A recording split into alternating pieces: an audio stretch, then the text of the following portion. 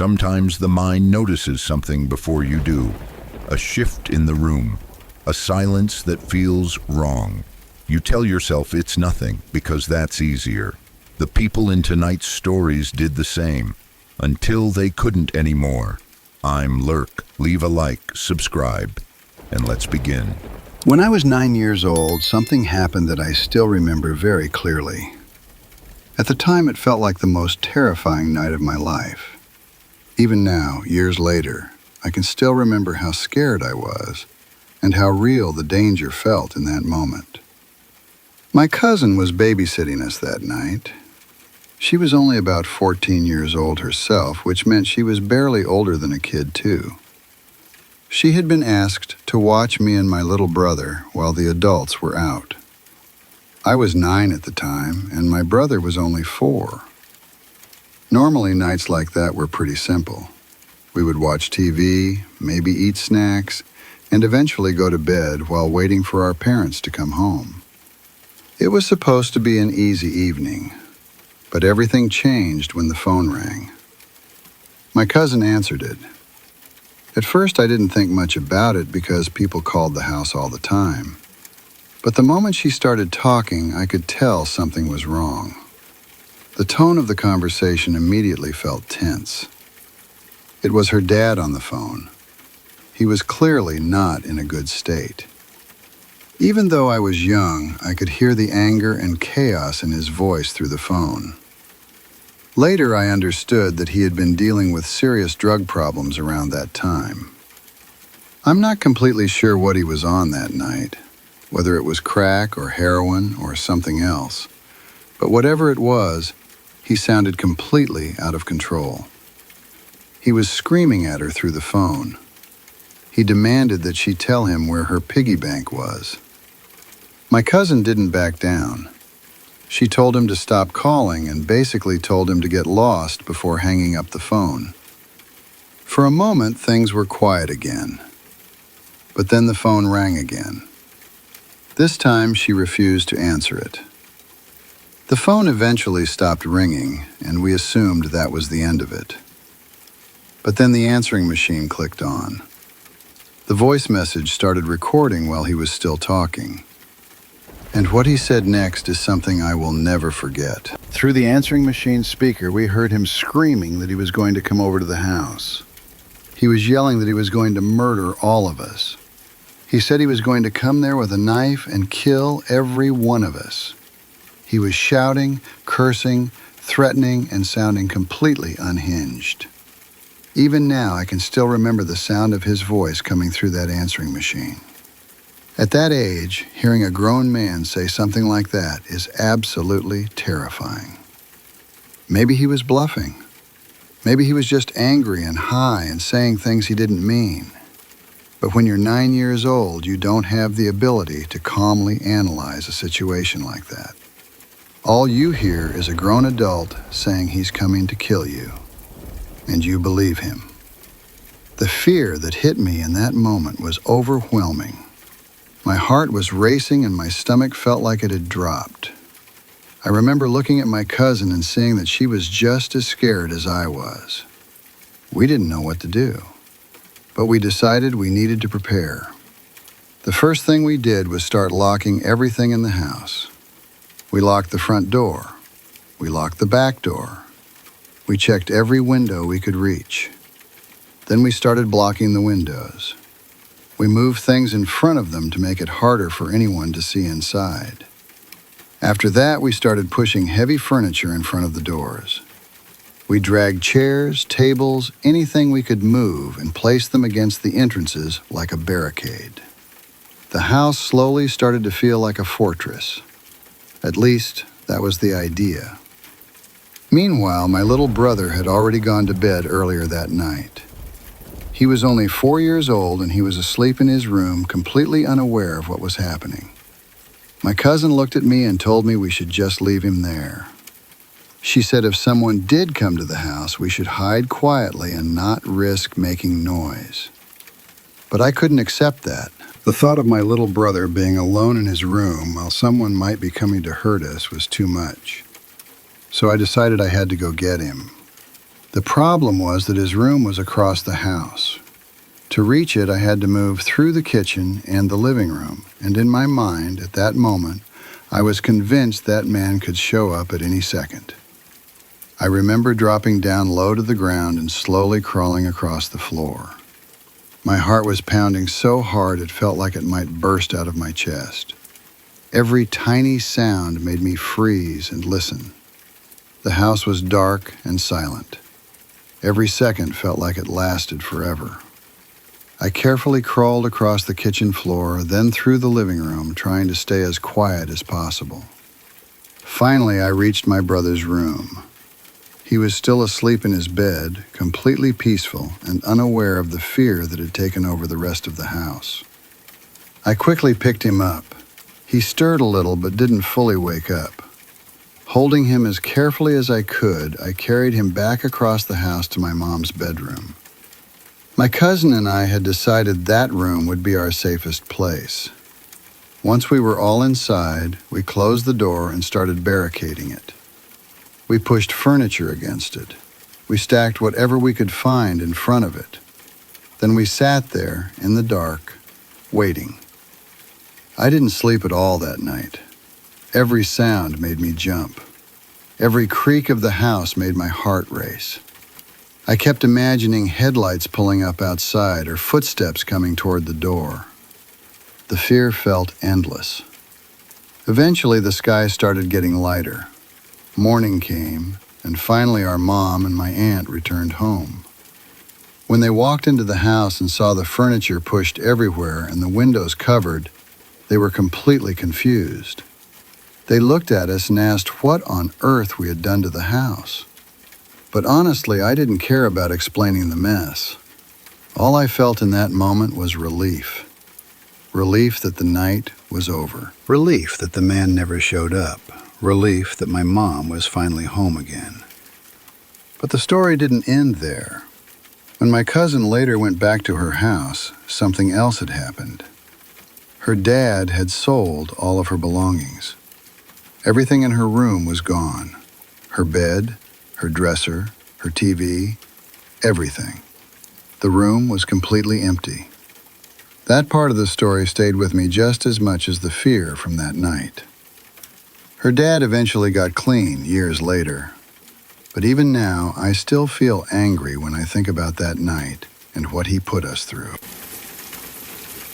This is one of those stories that sounds simple at first, almost like a campfire tale. But the longer you sit with it, the more it crawls into your head. It was told to me as something that happened some time ago, and it was always told the same way, calmly, without exaggeration, which somehow made it worse. There were 3 teenagers who lived in a small town surrounded by woods, the kind of place where everyone knows each other and where there are certain locations adults warn kids about without ever fully explaining why. One of those places was an old cabin deep in the forest. People said it was dangerous, some said it was cursed.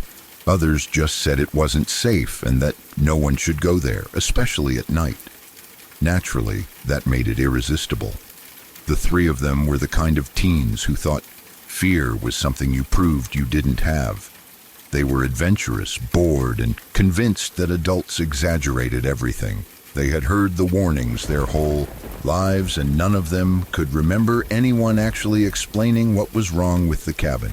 So they decided to go there and spend the night, just to prove it was nothing. They didn't tell anyone where they were going. By the time they reached the cabin, it was already dark. The woods were quiet in that unnatural way forests get at night, where every sound feels isolated and important. The cabin sat alone, old and weathered, barely visible between the trees. The windows were dark. The door creaked when they pushed it open. Inside, it smelled like dust and rot. They turned on their flashlights and started looking around. The place was mostly empty. No furniture worth mentioning.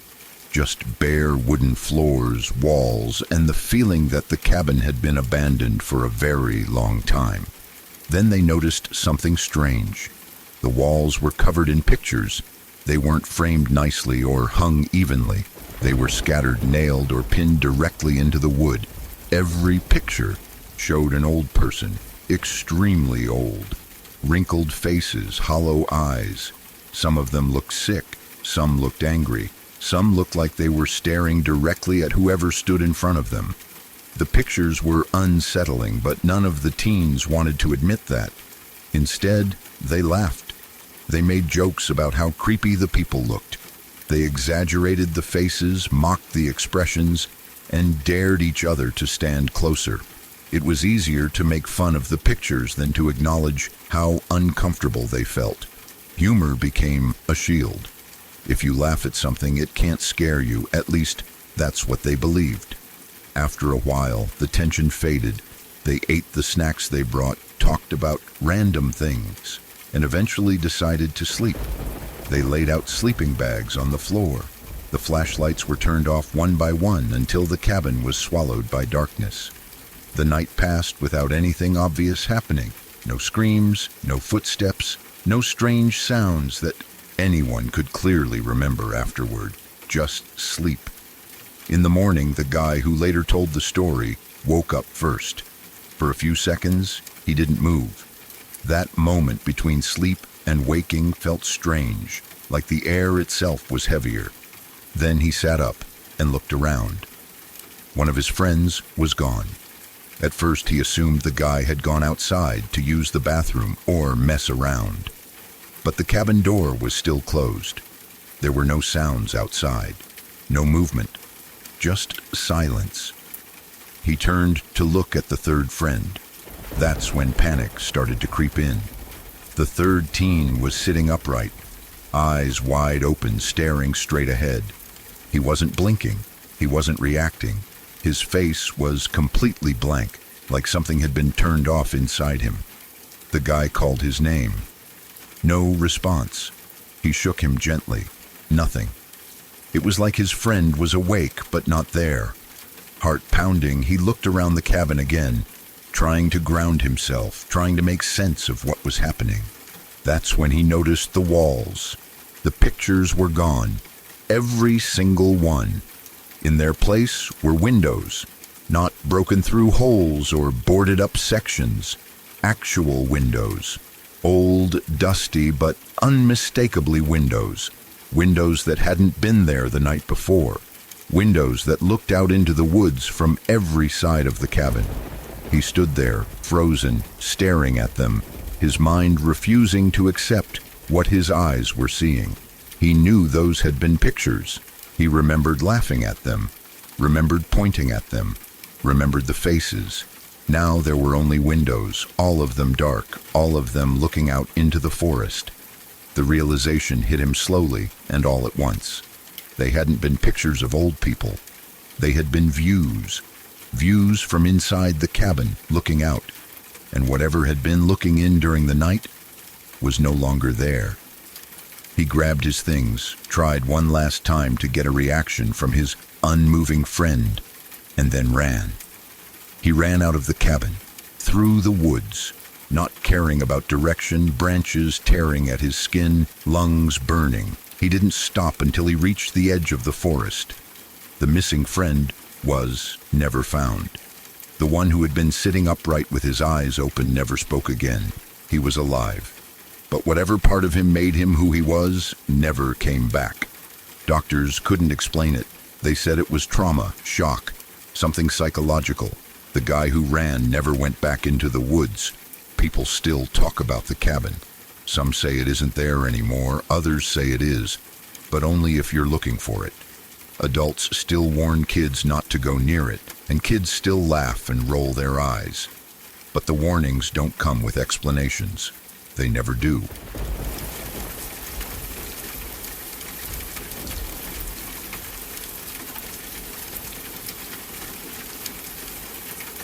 When I was a kid, sometime in the early 1990s, I lived in a small town in the Northeast. It was one of those towns where nothing ever really happened, where people left their doors unlocked, where kids rode bikes until it got dark, and where parents felt safe letting their children roam as long as they stayed close enough. Our house sat at the end of a cul-de-sac, and behind our property was a huge stretch of woods and conservation land that felt endless when you were young. Trees, trails, thick brush, and patches where the sunlight barely reached the ground. To us, it was freedom. There were usually 5 or 6 of us, all between 12 and 15 years old. We were the kind of group that was always together. If we weren't at school or asleep, we were hanging out. In the summer, that meant pools, bikes, and wandering through the woods behind our houses. In the colder months, it meant the same thing, just with jackets and muddy boots. Those woods were our place. We knew the trails, the fallen trees, the little clearings where we would sit and talk about nothing and everything at the same time. We had boundaries, even if they were unspoken. There were places we went all the time and places we didn't. Not because anyone told us not to, but because kids develop their own invisible maps. Beyond a certain point, the woods felt different, quieter, thicker, less familiar. Most days we stayed where we felt comfortable. One afternoon, bored and feeling a little adventurous, we decided to go farther than we normally did. There wasn't a big discussion about it. Someone just said, "Let's see what's past this trail," and that was enough. We pushed deeper into the woods, laughing, talking, snapping sticks under our feet. It felt exciting, like we were explorers discovering something new. That's when we saw it. At first, it didn't make sense. Between the trees, in a small clearing, was a teepee, a real one. Not something made by kids with sticks and blankets, but an actual structure. The poles were tall and arranged properly, and the covering looked weathered, like it had been there for a while. We all stopped at the same time, staring at it. Our first reaction wasn't fear, it was curiosity. We had never seen anything like that in those woods. This wasn't a campground. This wasn't a park. This was conservation land. No one was supposed to be living out there. We whispered to each other, trying to figure out who it could belong to. A hunter? Someone camping illegally? Some weird survivalist? None of us really knew. Being kids, curiosity won. We approached the campsite slowly. Around the teepee were signs that someone had been living there. There were clothes, folded and unfolded. A cot inside the teepee. Coolers, some empty, some with old food wrappers. Trash scattered around, like whoever was staying there didn't care much about being neat. It didn't look abandoned. It looked used. That's when we heard a dog bark. It came from deeper in the woods, off to the side of the clearing. It wasn't close enough to see, but it was close enough to be loud. The bark echoed through the trees, sharp and sudden, and it snapped us out of our curiosity instantly. We didn't stop to think. We ran. We tore through the woods as fast as we could, branches slapping at our arms, feet sliding on leaves and dirt. No one spoke. No one laughed.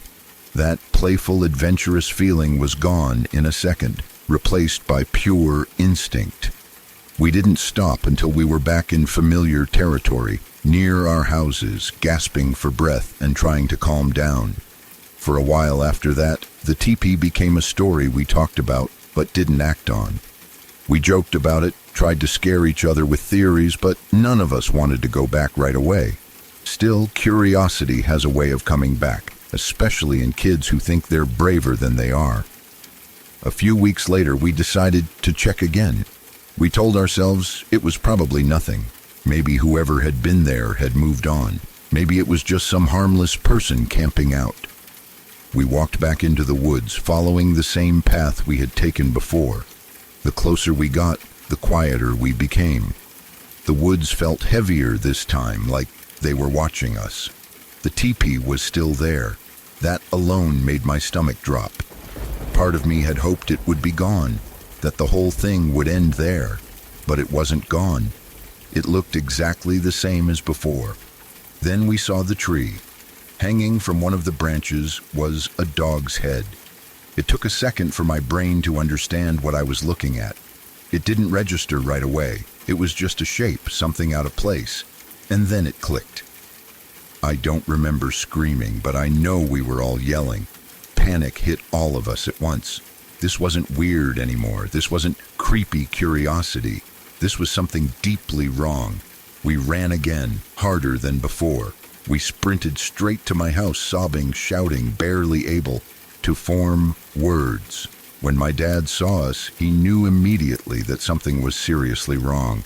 My dad was the chief of police at the time, and he had seen plenty in his career, but seeing a group of kids in that state stopped him cold. We tried to explain what we had seen, all of us talking at once, crying, shaking. It probably sounded like nonsense at first, a teepee, a dog, the woods, but once he managed to piece it together, his expression changed completely. He didn't hesitate. He called the station immediately. Police officers arrived and went into the woods. They searched the area thoroughly. They took pictures. They documented everything. The teepee was taken down. The campsite was cleared. From what we were told later, it was treated very seriously. No one brushed it off as a prank or kids exaggerating. After that, things felt quiet again. Too quiet. The campsite was gone. The clearing looked empty, like nothing had ever been there. We went back once, stupidly curious, and saw nothing. Just trees and dirt. If you hadn't known what had been there before, you never would have guessed. We thought it was over. The next weekend, my parents and I went on vacation. I remember being relieved to get out of town, to put some distance between myself and those woods. I didn't realize how close things still were to getting worse. While we were away, my dad got a frantic call from the station. A woman, accompanied by a pack of dogs, had chased one of my friends through the woods. My friend had been walking near the edge of the woods, behind our houses, when she appeared. He didn't know where she came from. He just heard dogs, saw movement, and suddenly he was being chased. He ran as fast as he could, straight into my backyard. He hid in my shed and called his dad, terrified. His dad called the police. The police called my dad. Our vacation ended immediately. We went home, and everything unfolded quickly after that. The woman was arrested. The dogs were taken by animal control. From what we were told, she was connected to the campsite. She had been living in the woods with the dogs, unnoticed, right behind our homes. I don't know all the details of who she was or why she was there. As kids, we weren't told everything, and as adults, some things are probably better left unknown. What mattered was that she had been there the whole time, watching, living close enough to hear us laughing, yelling, playing in the woods. After that, we didn't hang out in the woods much anymore. The place that had once felt like freedom suddenly felt dangerous. Every tree looked like a hiding place. Every sound felt like a warning. Parents were stricter. Boundaries were spoken out loud instead of assumed. Childhood innocence cracked a little that year. Even now, decades later, that story still sticks with me.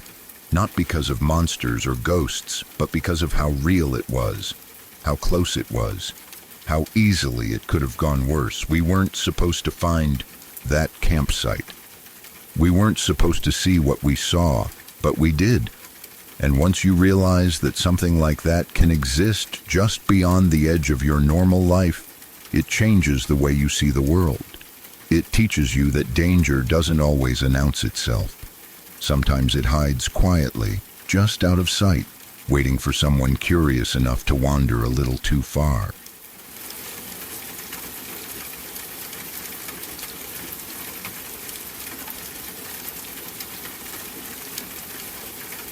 My brother used to live in Duluth with his girlfriend at the time, and this happened back when they were still together.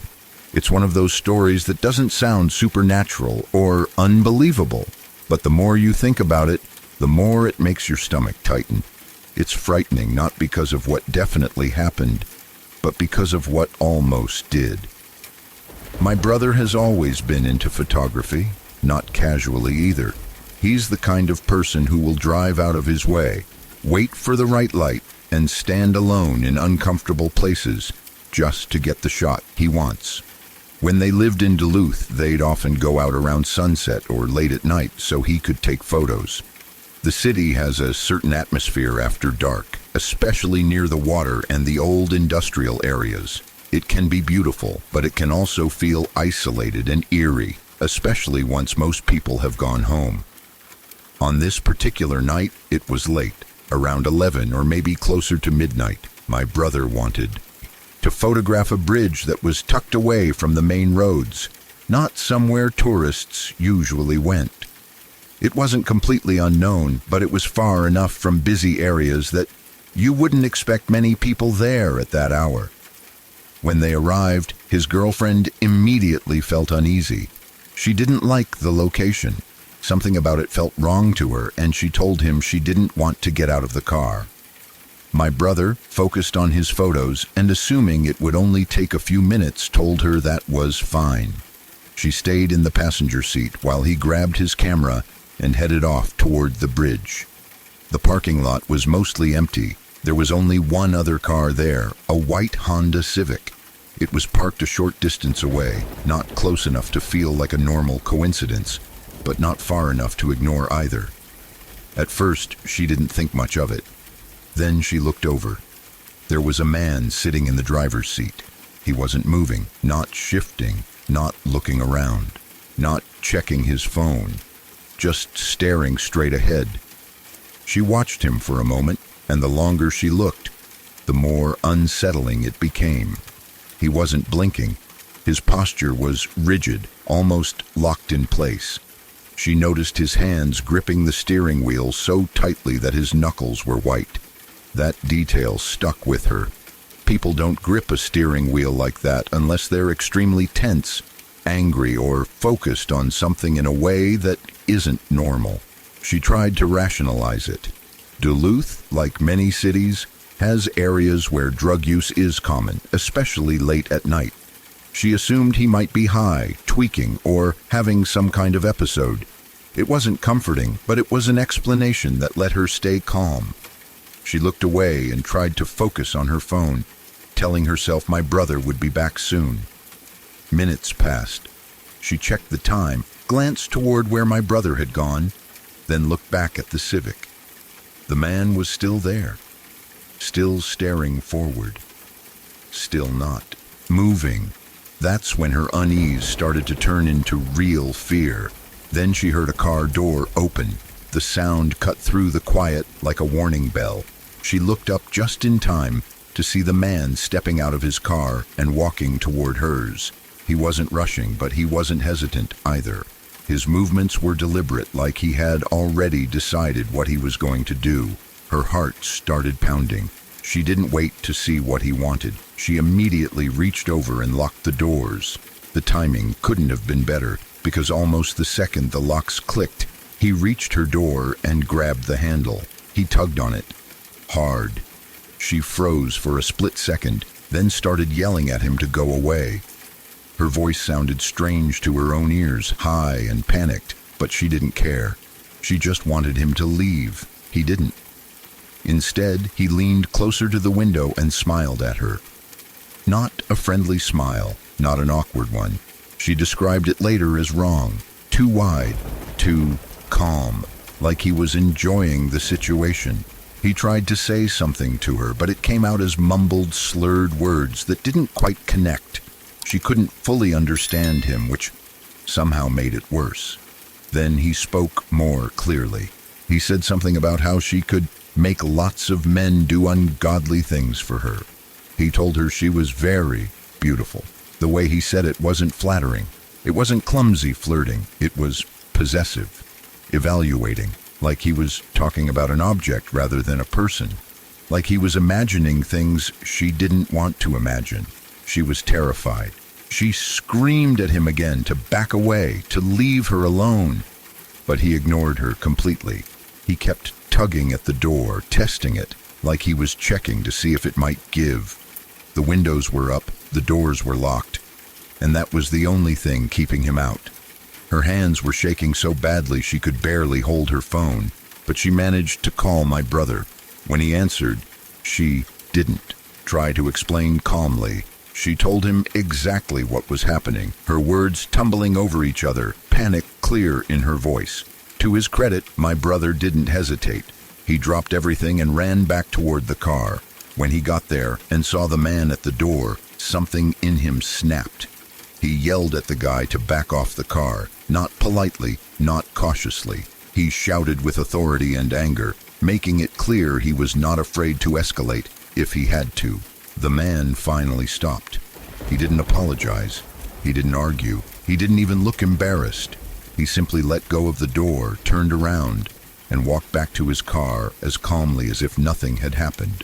He got inside and shut the door. That calmness was one of the most disturbing parts. People who get caught doing something wrong usually react somehow. They get defensive. They get angry. They rush away. This man did none of that. He acted like the interaction had gone exactly how he expected it to go. My brother jumped into the driver's seat, started the car, and peeled out of the lot. They didn't look back at first. They just wanted to get out of there as fast as possible. Then they saw headlights behind them. The white Civic started up and followed. At first, they hoped it was just coincidence. There weren't many ways out of that area, and maybe he was just leaving too. But as they turned onto empty roads and drove through abandoned industrial stretches, the Civic stayed right behind them. Every turn they made, he made. Every acceleration, he matched. The roads were dark and nearly deserted. No traffic, no pedestrians, no businesses open. Just stretches of pavement and shadows, the kind of places where you feel very small and very alone. That's when real panic set in. My brother started driving faster, taking turns he normally wouldn't, trying to lose him. The Civic stayed with them. The headlights never fell back, never disappeared. For a while, it felt like a chase. They didn't talk much during that time. There was nothing to say.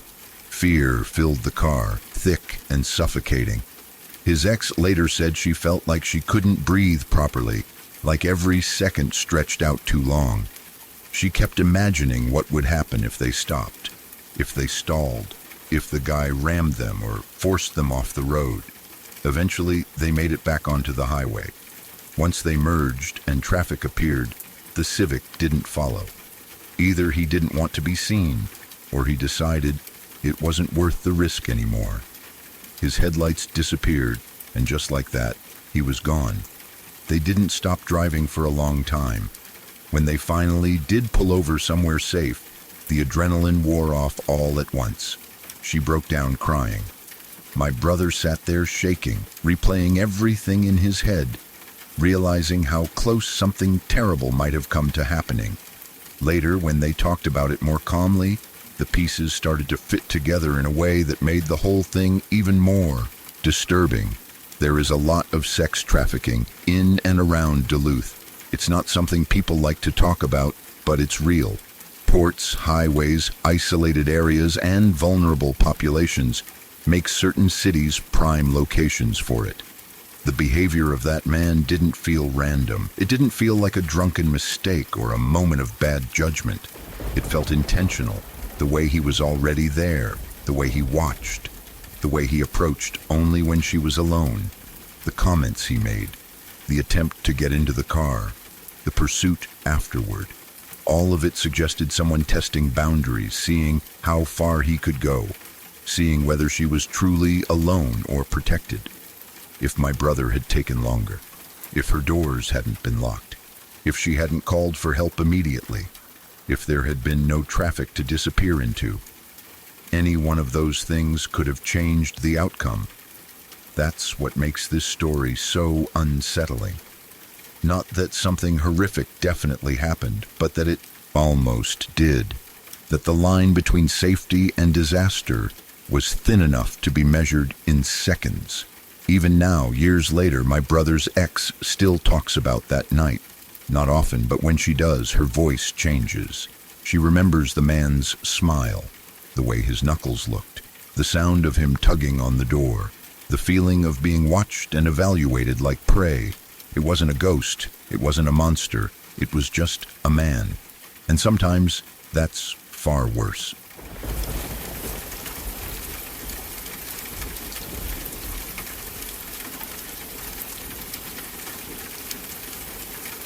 The apartment I lived in didn't start out that way. When I first moved in, it was actually nice. Not luxury or anything, but clean, quiet, and predictable. The kind of place where you recognize your neighbors in passing, where the hallways smell like laundry detergent or someone's dinner, not chemicals. It felt stable, safe enough. Somewhere you could come home to and let your guard down. That changed after the building changed hands. New ownership came in, and almost immediately, everything started slipping. Maintenance requests took longer. Repairs were half done or ignored entirely. People started moving in who didn't seem to care about the place at all. Doors slammed at all hours. Strange visitors came and went. The atmosphere shifted in a way that's hard to describe unless you've lived it. The building didn't just look worse, it felt worse. Drugs started creeping in, quietly at first, then more openly. You'd see people you didn't recognize hanging around. Stairwells. Conversations would stop when you walked past. The smell of cigarette smoke mixed with something sharper, more chemical, would linger in the hallways. It wasn't constant, but it was frequent enough that you noticed. One day, coming home from work, I turned the corner into the parking lot and stopped dead. There was a SWAT team outside one of the units. Not just a couple of cops. Full gear, vests, weapons, the whole thing. They were stacked up outside someone's door, clearly preparing to go in. The scene looked completely out of place against the backdrop of what was supposed to be a normal apartment complex. People were peeking through blinds. Someone across the lot was filming on their phone. I just stood there for a second, keys in my hand, trying to process what I was seeing. That was the moment it really sank in that the place I lived had changed into something else entirely. I went inside, locked my door, and tried to forget about it. But you can't unsee something like that. It plants a seed. From then on, every noise felt more suspicious. Every unfamiliar face felt like a potential problem. I stopped feeling relaxed in my own home. Then came the smell. I was sitting in my room one evening when it hit me. At first, I couldn't place it. It wasn't like food or garbage or smoke. It was sharp, chemical, almost sweet in a sickening way. It burned my nose slightly and made the back of my throat feel tight. I opened a window thinking maybe it was something outside, but the smell didn't go away. It got stronger. I walked into the hallway of my apartment sniffing like an idiot, trying to figure out where it was coming from. It seemed to be drifting down from above me, my upstairs neighbors. I had barely seen them since moving in. They kept to themselves. I didn't know how many people lived up there or what they looked like. I just knew they were loud sometimes and that their footsteps echoed through my ceiling because the floors in that building were thin and creaky. I did what a lot of people do when they're worried, but don't want to panic yet. I Googled it. I searched descriptions of chemical smells in apartments. I searched things like strong chemical smell from upstairs neighbor and sweet ammonia smell apartment. I didn't expect much. I thought maybe it was cleaning supplies or some weird renovation. What came up made my stomach drop. Everything I was reading pointed toward meth production. The descriptions matched too closely. The type of smell, the way it lingered, the way it came and went, the warnings about fumes, the danger of explosions, the health risks, the fact that you might never actually see the people doing it.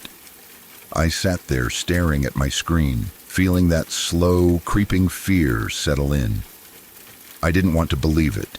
I kept telling myself there had to be another explanation, but the more I read, the harder it was to ignore the pattern. I decided to move to another room in my apartment just to get away from the smell. I figured maybe it was seeping through one area and would be less noticeable somewhere else. I grabbed my phone and walked into the next room. That's when I heard it. The floorboards above me creaked. Not randomly. Not like someone shifting their weight. It sounded deliberate, like someone walking, and then slowly the smell followed me. It wasn't instant, but it was noticeable. Within minutes, that same chemical odor started to fill the air in the new room. My heart started pounding. I stood there, frozen, listening, more creaking. It was like they were tracking my movement through the apartment. I told myself I was being paranoid, that floors creak, that smells travel. But the timing was too perfect. Every time I moved, the sound followed. Every time I tried to put distance between myself and whatever was happening upstairs, it felt like it closed in again. For the last days I lived there, that became my reality. I didn't walk normally through my own apartment anymore. I snuck. I moved slowly. I tried to stay quiet, like I didn't want to announce my presence. I avoided certain rooms. I kept windows cracked open even when it was cold. I slept poorly, always half awake, listening for sounds above me. I never saw them. That was one of the worst parts. I didn't know who they were. I didn't know how many of them there were. I didn't know if they knew I was onto them or if they even cared that I was there.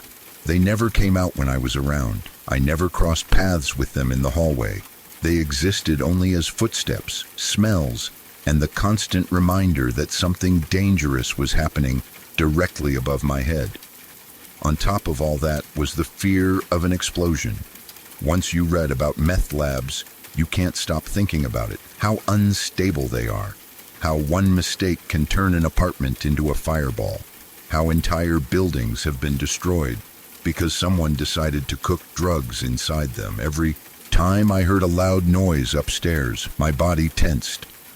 Every time I smelled something stronger than usual, I wondered if that was the moment everything went wrong. I started imagining worst-case scenarios constantly, waking up to fire, being trapped, not having time to get out. I kept my keys and wallet in the same place, so I could grab them quickly if I needed to run. I thought about escape routes more than anyone should have to think about in their own home. I didn't call the cops. People always ask that when I tell this story. Why didn't you report it? The truth is complicated. Part of it was fear. Fear of retaliation. Fear of being wrong. Fear of making things worse. I had already seen a SWAT team in that complex. I knew what kind of people were around. I didn't want to paint a target on myself if nothing came of it. Another part of it was exhaustion. Living in constant low-level fear wears you down. You stop thinking clearly. You focus on getting through the day, then the next, then the next. And eventually, you realize the only real solution is to leave. So that's what I did. I got out as soon as I could. I didn't wait for the lease to end neatly. I didn't try to make it work. I packed my things and left. The day I moved out, I felt lighter than I had in months. I didn't realize how much tension I had been carrying until it was gone. Even now, thinking back on it makes my chest tighten a little. What scares me most isn't just the drugs or the danger. It's how quiet it all was. How easy it was for something that destructive to exist just a few feet above me without anyone stepping in right away. How normal it all looked from the outside. Just another apartment, just another building people passed every day. I still think about those last nights, creeping from room to room, listening to footsteps that didn't belong to me, breathing air I wasn't sure was safe.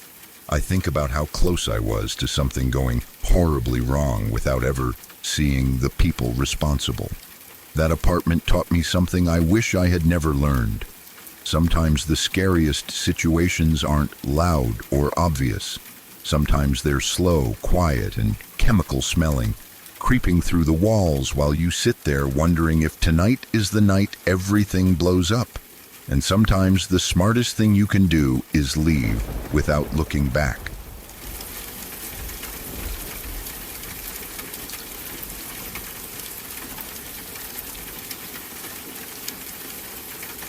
There was a house down the street from where we lived that always stood out to me, even before anything bad happened. It wasn't old or run down. It was actually relatively new, built sometime in the mid-2000s, and it looked well cared for.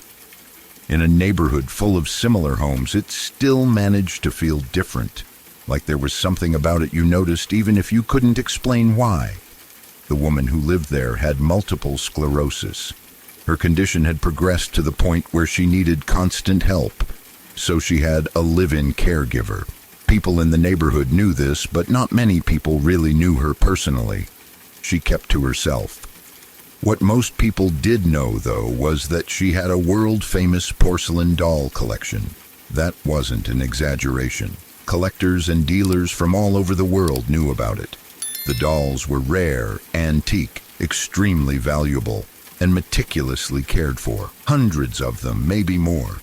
People said entire rooms of the house were filled with porcelain faces, glass eyes, delicate hands, and old dresses.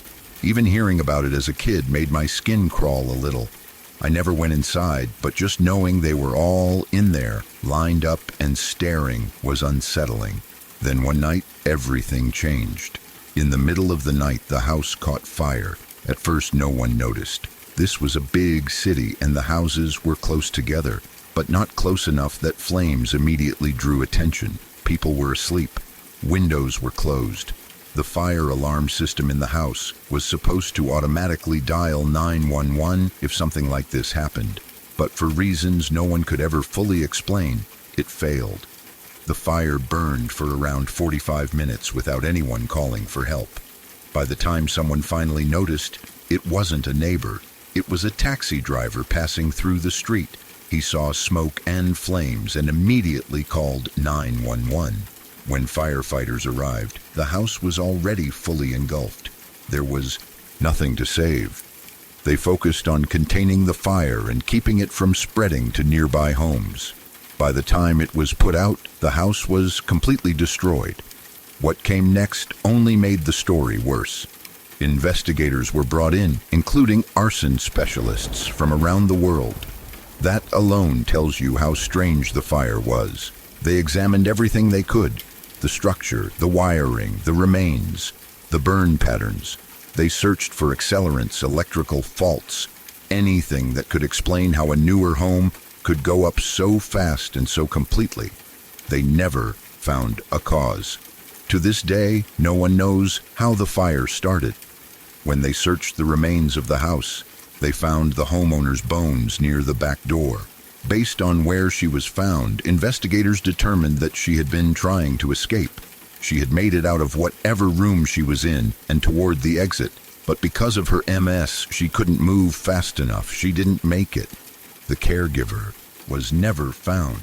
No remains, no trace, no explanation. Whether they escaped, were involved somehow, or were simply not in the house at the time, was never definitively answered. That unanswered question still hangs over the entire case, like a shadow. For me, though, the part that has always stuck in my head isn't just the mystery or the tragedy. It's the image of that doll collection. I can't help but imagine it. Room after room filled with porcelain dolls as the fire spread. The heat cracking their faces, the glass eyes shattering, the dresses burning, hundreds of frozen expressions surrounded by flames, collapsing shelves, smoke filling the air. Dolls that were meant to last generations reduced to ash in less than an hour. There's something deeply unsettling about that image, not because the dolls were alive or cursed or anything supernatural like that, but because dolls already sit in that uncomfortable space between human and object. They're meant to look like people, especially children, but they're empty, lifeless. And imagining them all burning at once in a house where a woman was desperately trying to escape makes the whole thing feel wrong on a level that's hard to explain. The fact that the fire had no known cause makes it worse. The fact that the alarm failed. The fact that no one noticed for so long. The fact that the caregiver vanished. All of it piles on top of itself until the story feels heavier than it should. Whenever I pass where that house used to be, I still think about it. The dolls, the fire, the woman reaching for the door, the silence of a burning house in the middle of the night while the city slept. It doesn't feel like a ghost story. It feels like one of those real-life tragedies that sticks with you because there are too many unanswered questions and too many unsettling images your mind fills in on its own. And every time I think about those porcelain faces melting in the flames, I still get the creeps.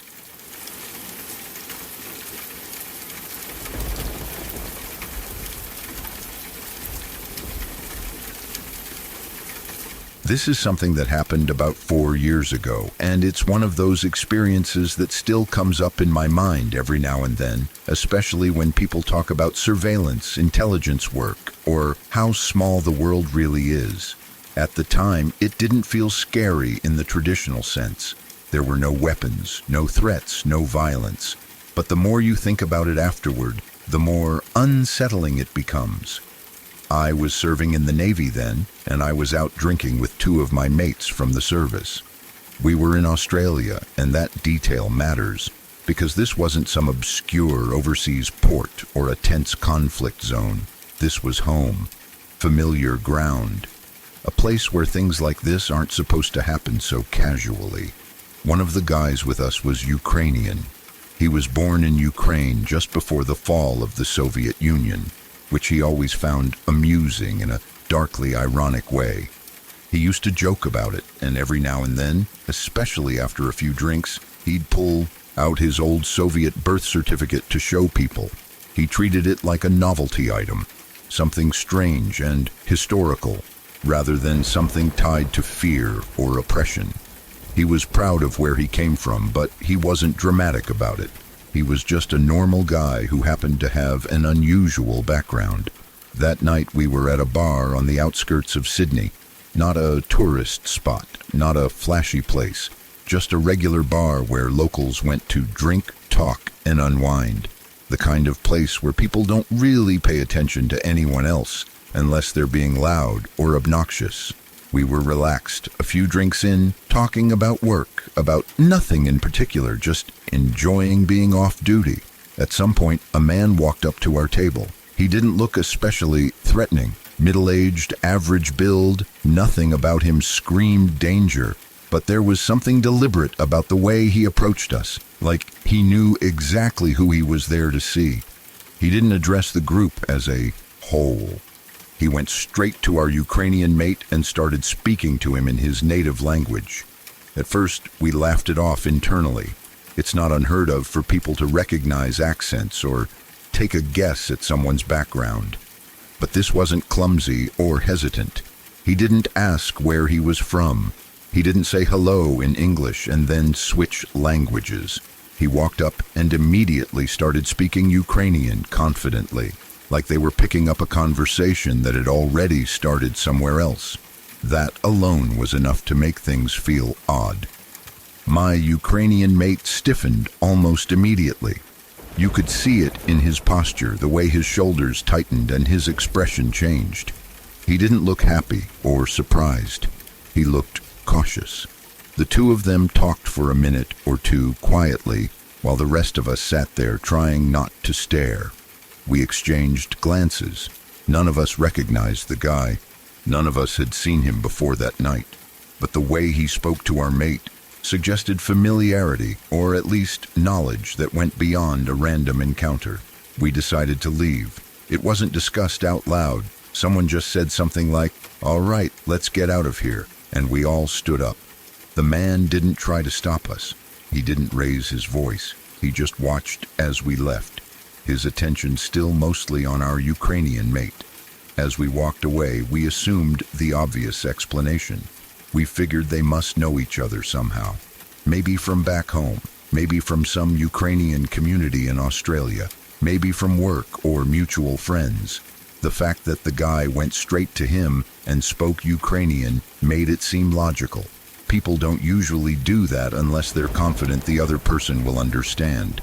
So we chalked it up to history we weren't part of. About 5 minutes later, our Ukrainian mate came storming over to us. He was angry, not aggressive, but genuinely upset, confused, and defensive. He called us a pack of jokers and asked what the hell we thought we were doing. We asked him what he meant, and he accused us of setting him up. He was convinced that we had arranged for that man to approach him as some kind of joke or test. That's when things took a turn. He started explaining what the man had said to him. According to him, the guy hadn't just made small talk. He had identified him by name, not a nickname, his full name. He knew his job. He knew what suburb he lived in. He knew which bars we had been at earlier that night before coming to this one. He talked about the situation back in Ukraine, referencing specific things that had been in the news recently. He spoke about politics, about conflict, about identity. At one point, he said something along the lines of, "Home will be free soon, brother. We must all stick together." That line stuck with him, and it stuck with us when he repeated it. We just stared at him. We told him very clearly that we had absolutely nothing to do with it. We hadn't set anything up. We hadn't spoken to anyone. We hadn't even noticed the guy until he walked up. We explained that from our perspective, it looked like someone who already knew him had recognized him and approached him. He didn't believe us at first. From his point of view, the coincidence was too perfect. 3 mates out drinking. One of them gets approached by a stranger who knows intimate details about his life. Then the group conveniently leaves, giving them space to talk. It probably felt staged, like some elaborate prank or test of loyalty. We insisted again. We told him there was no joke, no setup, no plan. That's when the mood shifted from confusion to something colder. One of us pointed out something that hadn't occurred to him yet. We told him that if we didn't set it up, then the only other explanation was that someone had been actively monitoring him. Not casually, not through gossip, but deliberately. Someone who knew where he lived, where he worked, who he associated with, and where he had been that very night. We asked him how else someone could know all of that. That's when he went quiet. You could see the realization sink in slowly. He replayed the conversation in his head, this time without the assumption that it was a prank. The details became more disturbing the more he thought about them. This wasn't someone guessing or bluffing. The information was too accurate, too specific. We told him firmly that he should file a security report. Being in the Navy, that wasn't an overreaction. It was standard procedure when something didn't add up, especially when it involved foreign nationals, sensitive information, or unexplained personal surveillance. Even if it turned out to be nothing, it was better to document it. He resisted at first. No one likes the idea of being watched. No one likes the implication that they're important enough to be noticed by the wrong people. He kept trying to rationalize it. Maybe the guy was from the same town back home. Maybe he had mutual friends. Maybe he had seen him on social media and pieced things together. But none of those explanations really held up. Social media doesn't tell you which bar someone was at an hour ago. Mutual friends don't usually know your full work details and current movements unless they're very close. And even then, the timing was too precise. We pressed the issue. We told him that even if he thought it was nothing, the Navy would want to know. That intelligence work doesn't always look like spies in trench coats. Sometimes it looks like a casual conversation in a bar. I don't know if he ever filed that report. He said he would. He said he'd think about it. After that night, we didn't talk about it much. People tend to avoid subjects that make them uncomfortable, especially when there's no clear resolution. Life moved on. Deployments happened. People got reassigned. We didn't all stay in the same place, but the memory stuck with me. What unsettles me most isn't the idea that someone was watching him. That's disturbing, sure, but it's also abstract. What really gets under my skin is how normal it all looked from the outside. A bar, a conversation, a stranger saying hello in a familiar language.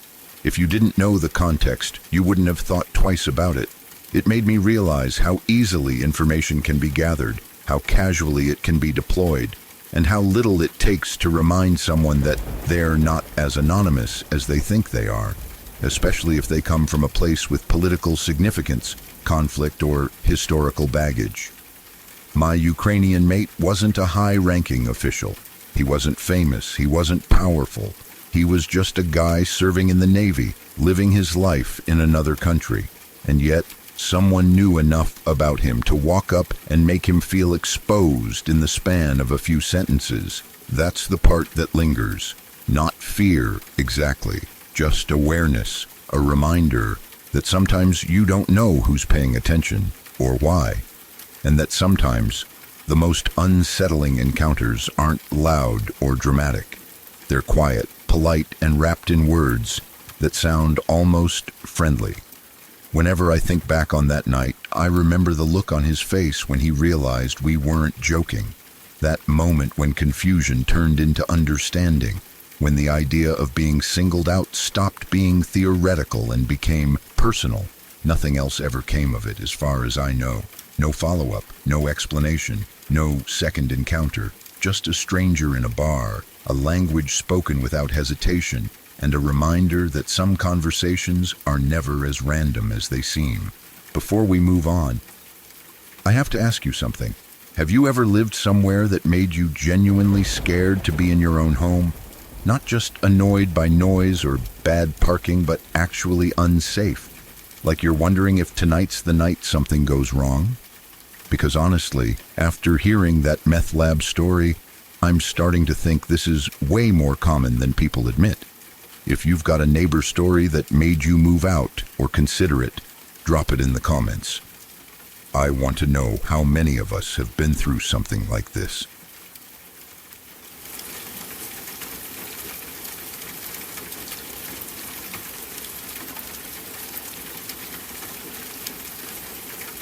This happened when I was much younger, back when I was still a kid, and the world felt bigger, darker, and harder to understand.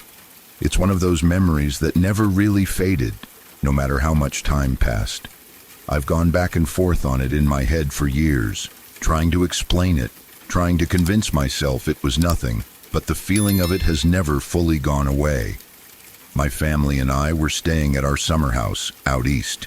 It wasn't a fancy place, just a simple house we used during warmer months. It always felt different from our regular home. The air smelled different. The nights were quieter. Sounds carried farther. Even as a kid, I remember feeling like the place had its own personality, especially at night. That evening was completely normal. Nothing strange had happened during the day. We had eaten, talked, and relaxed like we always did. When night came, my mom, my sister, and I were sitting together watching a movie in one room. My brother had already gone to sleep in another room. Everything felt safe and ordinary. As the movie went on, I started getting tired. My eyes felt heavy, and my body felt sluggish in that way it does when you're just about to fall asleep. I told my mom and sister goodnight and walked down the hallway to the room where my brother was sleeping. There was a cot set up next to his bed, and that's where I planned to sleep. The room was long, longer than it needed to be, and that always bothered me a little. At one end was where my brother and I slept, and the other end disappeared into darkness. The lights were off, and only a little bit of glow from the hallway made it inside. The air was hot and sticky, the kind of heat that makes it hard to get comfortable. My skin felt damp, and the sheets clung to me. I lay down on the cot and tried to fall asleep. I tossed and turned, shifting from one side to the other, trying to find a position that felt right. Every little sound seemed louder than usual. The creak of the cot, the faint hum of the house settling, my brother's slow breathing nearby. I remember staring into the darkness, feeling that familiar childhood fear of the dark creeping in. Not panic, just that uneasy feeling that makes you pull the covers a little higher. That's when I heard it. Tap, tap. The sound was sharp and clear, like two wooden sticks hitting something solid. It came from the opposite end of the room, far away from where I was lying. At first, I froze. My body went completely still. I told myself it was nothing. Houses make noises, wood expands and contracts. That's what adults always say. In my head, I thought, what was that? I waited, holding my breath without even realizing it. Then I heard it again. Tap, tap. The sound was unmistakable. It wasn't random. It wasn't a creak or a pop. It was deliberate, rhythmic, and it was closer than before. A chill ran through me. I pulled the covers up a little higher, my heart starting to beat faster. I told myself not to. Be stupid.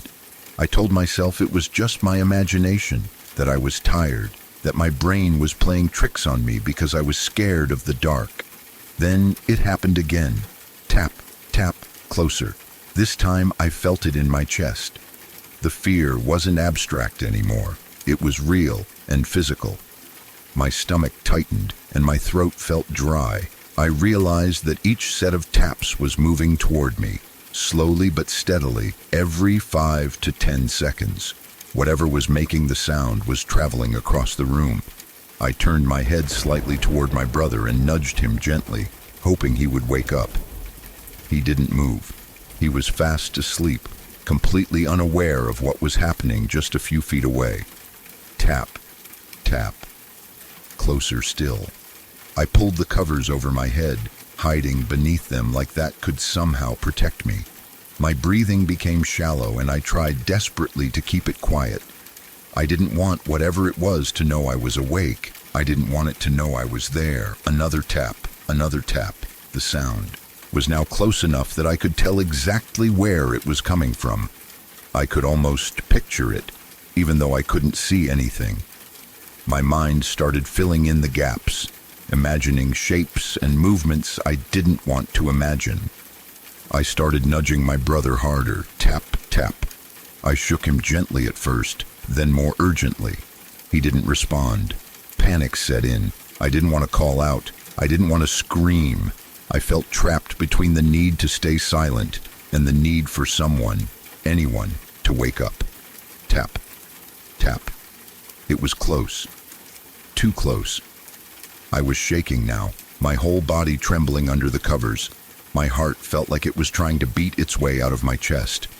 My thoughts were racing, jumping from one terrifying idea to another. What was it? Why was it moving toward me? What would happen when it reached me? Tap, tap. I could tell it was only a few feet away now. I started violently shaking my brother, still trying to stay quiet, tears burning in my eyes. He mumbled something, but didn't wake up. The frustration and fear mixed together until I felt like I was going to burst. Tap, tap, it was right there. I could hear it so clearly that it felt like the sound was inside my head as much as outside it. Every tap echoed in my body. I could feel where the sound came from, like it had weight to it. Tap, tap. I realized then that whatever was making the sound was on the nightstand next to my head, only about a foot away. I felt nauseous. My stomach twisted and I thought I was going to throw up. Time seemed to slow down. Every second stretched into something unbearable. My thoughts spiraled into pure fear. What if I waited? What if the taps moved onto me? What if something touched me? What if I died right there in the dark, under the covers, and no one even knew what was happening? My head was spinning. I felt dizzy, overwhelmed, completely helpless. I don't know how long I stayed like that. It might have been seconds. It might have been minutes. It felt like hours. Tap, tap. I couldn't take it anymore. In one sudden burst, I threw the covers off, screamed, and ran. I sprinted out of the room as fast as I could, my feet slapping against the floor, my breath coming out in panicked gasps. I didn't look back. I didn't slow down. I ran straight toward the light, toward my mom, toward safety. The moment I reached her, the fear came pouring out of me all at once. My body was shaking, my chest hurt, and I could barely catch my breath. The light felt blinding after the darkness. The normal sounds of the house felt unreal, like I had stepped into a different world. I never told them what happened. Not really. I didn't think they would care. Or maybe I thought they wouldn't believe me. Kids hear things. Kids imagine things. That's what adults say. I didn't have the words to explain how real it felt, how clear the sound was, how deliberate and close it became. So I kept it to myself. Years later, I still think about it. I've tried to explain it logically. I've read about auditory hallucinations, about how fear and exhaustion can make the brain create incredibly realistic sounds. I've read about sleep-related phenomena, about how the mind can be awake while the body is still half dreaming. I've tried to convince myself that's what it was, but the problem is I know I wasn't asleep. I remember everything too clearly. I remember the heat, the smell of the room, the exact rhythm of the taps, the way each one moved closer, the way I could tell where the sound was coming from. It didn't feel like something inside my head. It felt external, solid, real.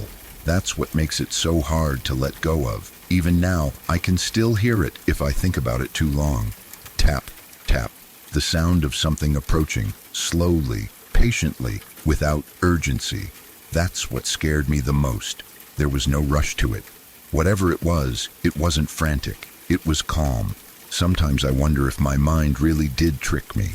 If fear fed into itself until my brain created a pattern that wasn't actually there. That explanation makes sense on paper. It's comforting. It gives me something to hold on to. But there's a part of me that still isn't convinced. Because fear doesn't usually come with such precision. Fear is messy. It's chaotic. What I experienced felt structured, measured, intentional. I don't claim it was something supernatural. I don't say it was a ghost or a presence or anything like that. I honestly don't know what it was. I just know how it felt and how deeply it stayed with me. That night changed the way I experienced darkness. Even years later, I'm more aware of sounds at night. I notice patterns. I listen more closely than I probably should. Sometimes when a house creaks or something taps against a surface, my body reacts before my mind does. I've learned that childhood fear has a way of embedding itself deep inside you. Even when you grow up, even when you understand logic and reason, those early experiences don't just disappear. They become part of how you perceive the world. I don't expect anyone to give me a perfect answer. I don't know if there is one. Maybe it really was my mind playing tricks on me. Maybe my fear of the dark combined with exhaustion and heat created something vivid and unforgettable. Or maybe it was something else entirely. All I know is that it felt real. It sounded real. And in that moment, under the covers, listening to those taps come closer and closer, the fear was as real as anything I've ever felt. And even now, after all these years, that memory still taps quietly at the back of my mind. My father is a dentist, and over the years he's heard a lot of stories from his patients. Most of them are ordinary. Some are sad. A few stay with you forever. This is one of those. He told it to me when I was younger, not to scare me, but because it was something that had clearly never left him. Even now, when I think about it, it still feels heavy in a quiet, helpless way. We live in Croatia, and here there's a tradition that happens every year. When high school seniors finish their final year, there's a massive celebration. The whole city feels it. Students are out in the streets all day, drinking, singing, yelling, throwing flour and paint, just letting everything out after years of school. For most people, it's a happy memory. Loud, messy, but harmless. Or at least, that's how it's supposed to be. About 20 years ago, on one of those days, the son of one of my father's patients was walking home from school. He was still young, just a kid really, caught up in a normal day. He wasn't partying, he wasn't drunk, he was just going home. His route took him through the main square of Zagreb, a place everyone knows, a place that's usually full of life, tourists, music, and history. In that square, there's a well. It's one of those things you grow up seeing and never really think about. It's just there, part of the scenery. People walk past it every day without giving it a second thought. That day, though, it became the center of something terrible. 4 guys were there, They were drunk, heavily drunk, caught up in the chaos of the celebrations. Whether they were seniors themselves or just people taking advantage of the day, no one ever really knew. What mattered was that they saw this kid walking by and decided, for reasons that will never make sense, to mess with him. They grabbed him. Before he could really react, before he could understand what was happening, they picked him up and threw him into the well.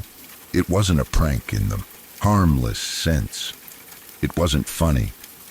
It was reckless, violent, and cruel. As he fell, he hit the edge of the well with the back of his head. Hard. The four guys ran off. They disappeared into the crowd, into the noise, into the celebration. No one stopped them. No one caught them. To them, it was probably just a moment. A stupid, drunken action they didn't think twice about. Something they might not even remember clearly the next day. The kid somehow managed to get out of the well. That part always breaks my heart the most. He was injured, but he was still conscious, still able to walk, still able to think, at least enough to get himself home. He made it back to his family and told them what had happened. He told them that some drunk guys had thrown him into the well and that he had hit his head. At the time, it didn't seem like an emergency. Head injuries can be deceptive. People don't always collapse right away. Sometimes they talk, walk, laugh, and seem fine. His family probably thought he was shaken, maybe bruised, maybe had a concussion. They told him to rest. He went to bed. During the night, his brain began to swell. By morning, he wasn't responding. He wouldn't wake up. Panic set in immediately. An ambulance was called. He was rushed to the hospital. Doctors did everything they could, but it was already too late. The swelling had caused irreversible damage. He was pronounced brain dead. A kid who had been walking home from school the day before was gone. Not because of an accident he caused, not because of illness, not because of war or disaster, just because four drunk people thought it would be funny to throw someone into a well. When my father told me this story, he didn't raise his voice. He didn't dramatize it. He told it slowly, almost carefully, like each detail carried weight. He talked about the parents, about the way grief changes people, about how they sat in his dental chair years later, still carrying that loss with them in their faces, in the way they spoke, in the silence between sentences. The part that disturbed him the most is the same part that disturbs me. Those four guys were never found. They never knew what they had done. Somewhere out there, they went on with their lives. They sobered up. They finished school. They got jobs. Maybe they got married. Maybe they had children of their own. They might remember that day as just another wild celebration, another blurry memory from their youth. They will probably never know that a boy died because of them. They will never know that a family lost their son, that parents woke up every day afterward to a house that felt wrong and empty, that birthdays became painful, that holidays were never the same, that their stupid, careless moment rippled outward and destroyed lives. That's what makes this story so hard to sit with. It wasn't planned. It wasn't targeted. It wasn't personal. It was random, pure chance. Wrong place, wrong time. A kid walking through a square he had walked through countless times before. It's terrifying in a quiet way, because it reminds you how fragile everything really is, how close life and death can be, how one moment, one decision made by strangers can end everything without warning. Whenever I think about that story, I think about how often we assume we're safe just because we're doing something normal. Walking home, passing through a public place, living our routine lives. We don't expect danger in those moments, and most of the time, we're right. But sometimes, unpredictably, the world turns cruel for no reason at all. My father said that case changed the way he looked at people. It made him more aware of how much pain strangers can carry quietly. It made him more protective, more cautious, especially when it came to young people and alcohol and crowds. For me, it changed the way I think about responsibility. Not just legal responsibility, but moral responsibility. The idea that what you do when you're drunk still matters. That just messing around can have consequences far beyond what you imagine. That you don't get to decide whether something was harmless after the fact. That kid didn't get a second chance. He didn't get to grow up, to finish school, to fall in love, to build a life. His story ended in a place that was supposed to be safe, on a day that was supposed to be a celebration, and the people who caused it will likely never know. That's the part that still makes my stomach sink, not just the loss itself, but the silence around it. The absence of accountability, the idea that sometimes the worst damage is done without anyone ever realizing they were responsible. He was just at the wrong place at the wrong time. And that's all it took.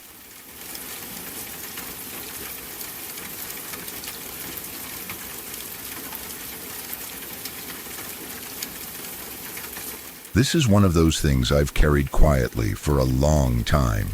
It isn't something I've ever really talked about.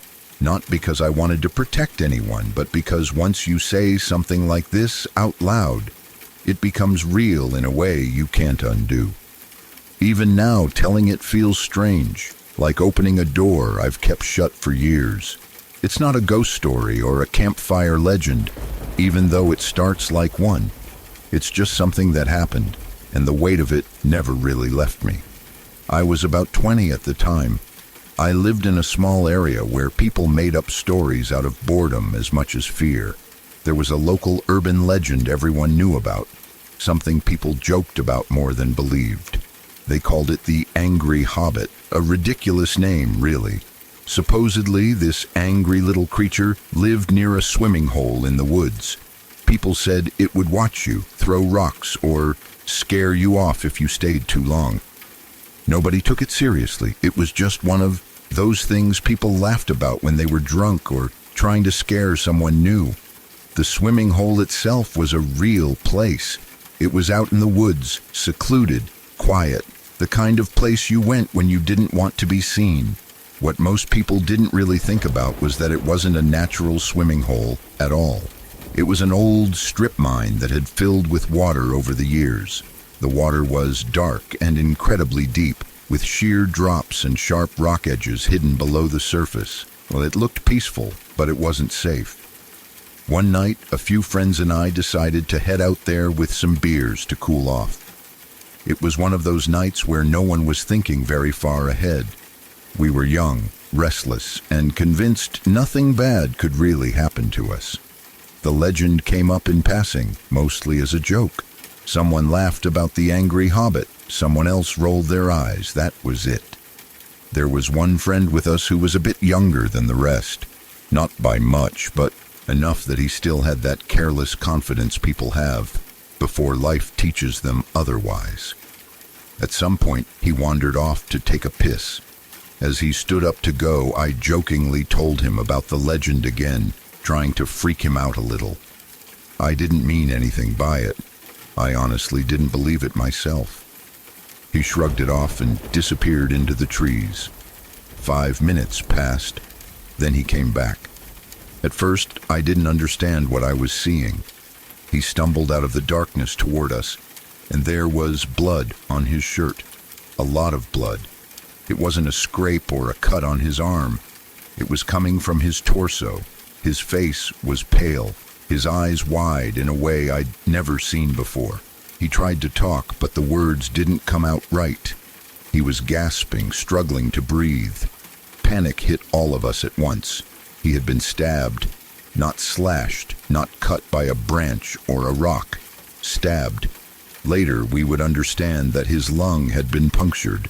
At that moment, all we knew was that something had gone very wrong, very fast.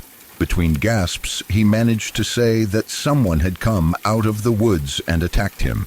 Not a monster, not some imaginary creature, a person, a homeless man.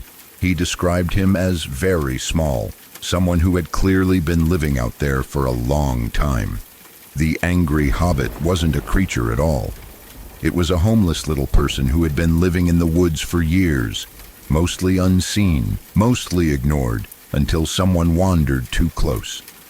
Everything after that is a blur, but certain moments are burned into my memory. One friend took off running to get help. Another stayed with the injured guy, trying to keep him conscious, trying to stop the bleeding as best we could with what we had. I remember the smell of blood mixed with damp earth. I remember how quiet the woods suddenly felt, like everything was holding its breath. Then something happened that I still don't fully understand. Another friend went back into the woods supposedly to check on things, to make sure the attacker was gone, or maybe to look for help from another direction. He came back a short time later and told us calmly not to worry about the injured guy anymore. He said it like it was nothing.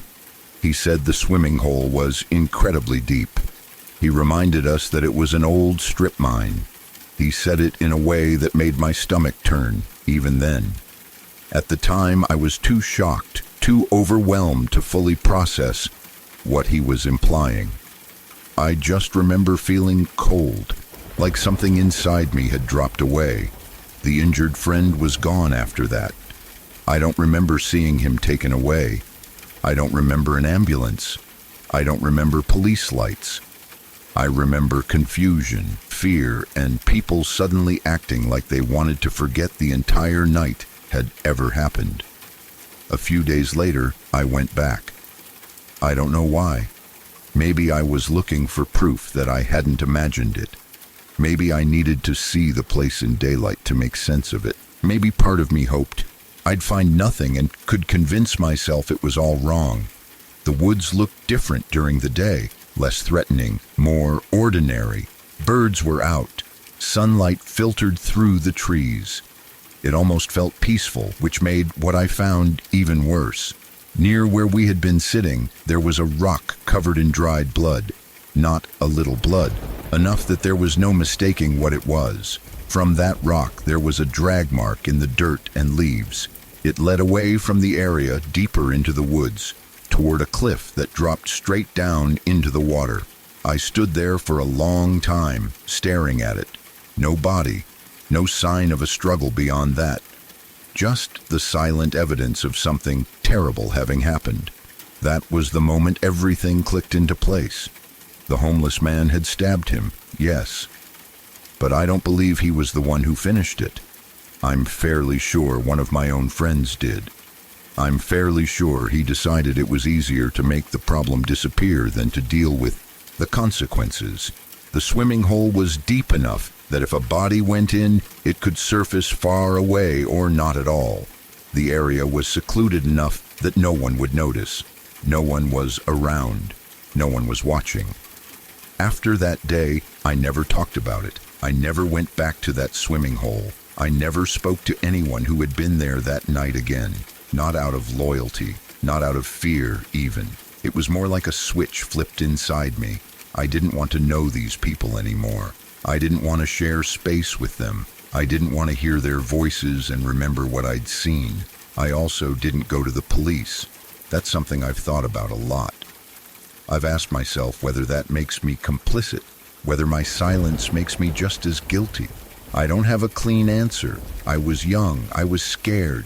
I didn't know what I could prove. I didn't know who would believe me. All I knew was that speaking up would drag me into something I didn't know how to survive. So I stayed quiet. Years passed.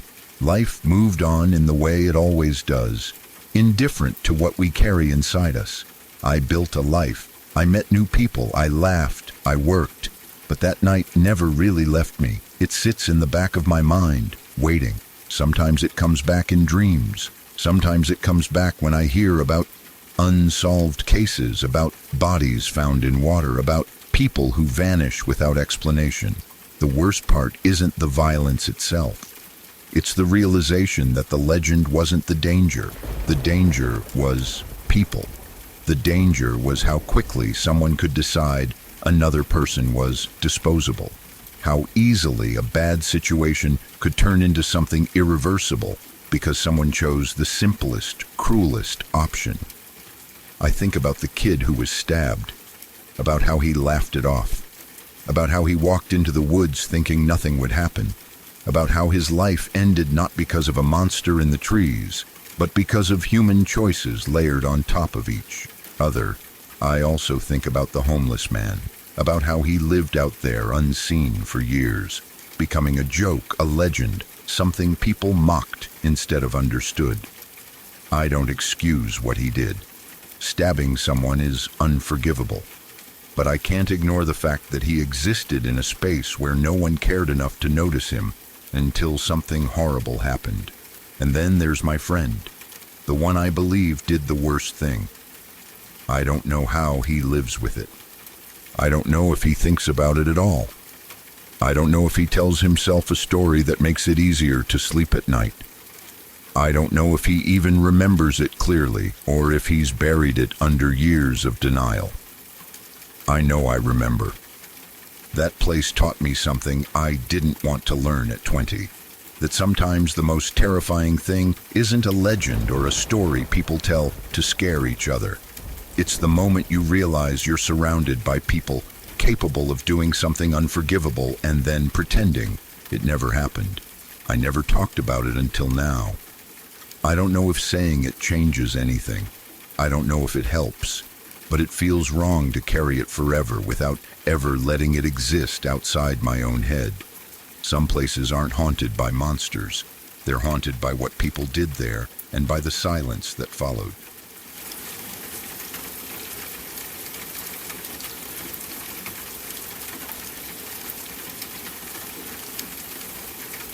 This isn't really a scary story. It's more of a heavy one, the kind that sits quietly in your chest and comes back when you least expect it. It's about regret and that awful feeling that if just one small thing had gone differently, someone might still be alive. I've carried it for years, and even now I don't know if telling it makes it lighter or just reminds me why it still hurts. This happened about 12 years ago. I was young, still figuring out who I was, still living in that phase of life where everything feels important and temporary at the same time. I had just started dating a girl. She wasn't just my girlfriend. She was also very close to one of my best friends at the time, who was also a girl. The three of us spent a lot of time together, and back then, it felt like nothing could really go wrong. We were young, we were broke, and we were used to just walking everywhere, or relying on other people for rides. One night, we were meeting up with two other friends. One of them was an old friend who had moved to the United States. He was back visiting, and it felt special to see him again. The other was a girl we'd known since high school. She was dramatic, always had something going on, always in the middle of some conflict. Even back then, we all knew she had issues she hadn't worked through, but she was still part of the group, so we accepted it as normal. We ended up going to her boyfriend's house. I didn't really know the guy well. He wasn't someone I disliked, just someone I hadn't spent much time around. My girlfriend and I walked to his place, and once everyone was there, we just hung out. Nothing wild. We played a little poker, talked, killed time the way young people do when they don't really have anywhere else to be. Since none of us had cars or driver's licenses yet, the plan was for the boyfriend to drive us all home. It was late, but not unusually late. The night felt ordinary. That's part of what makes it so hard to think about now. There were no warning signs that this night would become something I'd replay in my head for years. I lived on the other side of town from the rest of the group, so the plan was to drop me off first. Before we left, though, the boyfriend and my dramatic old friend got into an argument. It was pointless. The kind of argument that doesn't even have a clear beginning or end. Just raised voices, hurt egos, and the same old patterns repeating themselves. It wasn't new. They had fought before. Everyone had seen it before. Still, something about it bothered me that night. I tried to get them to stop. I remember feeling annoyed more than anything else at first. I just wanted to go home. I didn't want to sit there listening to them go at each other over nothing. I told them it wasn't worth it. I told them to drop it. I pushed harder than I usually would, and after some back and forth, they finally stopped. We got into the car.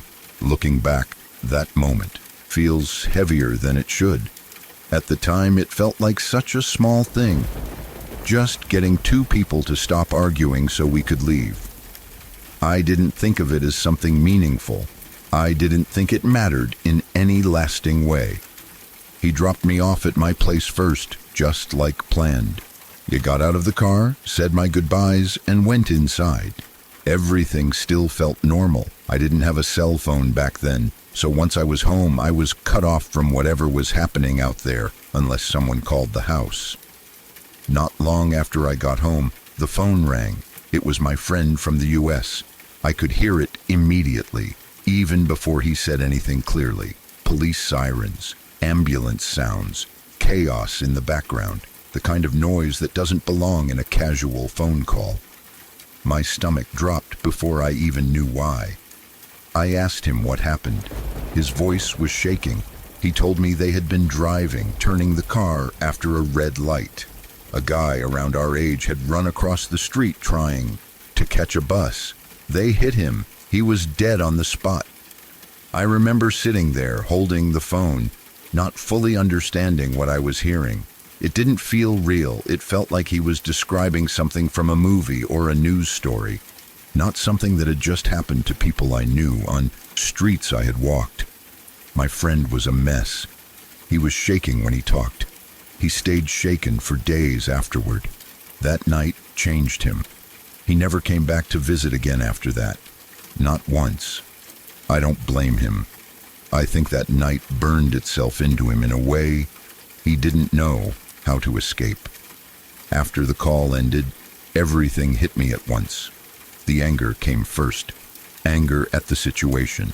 Anger at how pointless it all was. Anger at how fast everything had gone wrong. And then the guilt followed, heavy and suffocating. I kept thinking about the argument. If I had convinced them to stop fighting earlier, if we had left even a minute sooner, if I had decided to walk home instead of getting a ride, if any small detail had changed, would that guy still be alive? I know logically that I didn't cause the accident.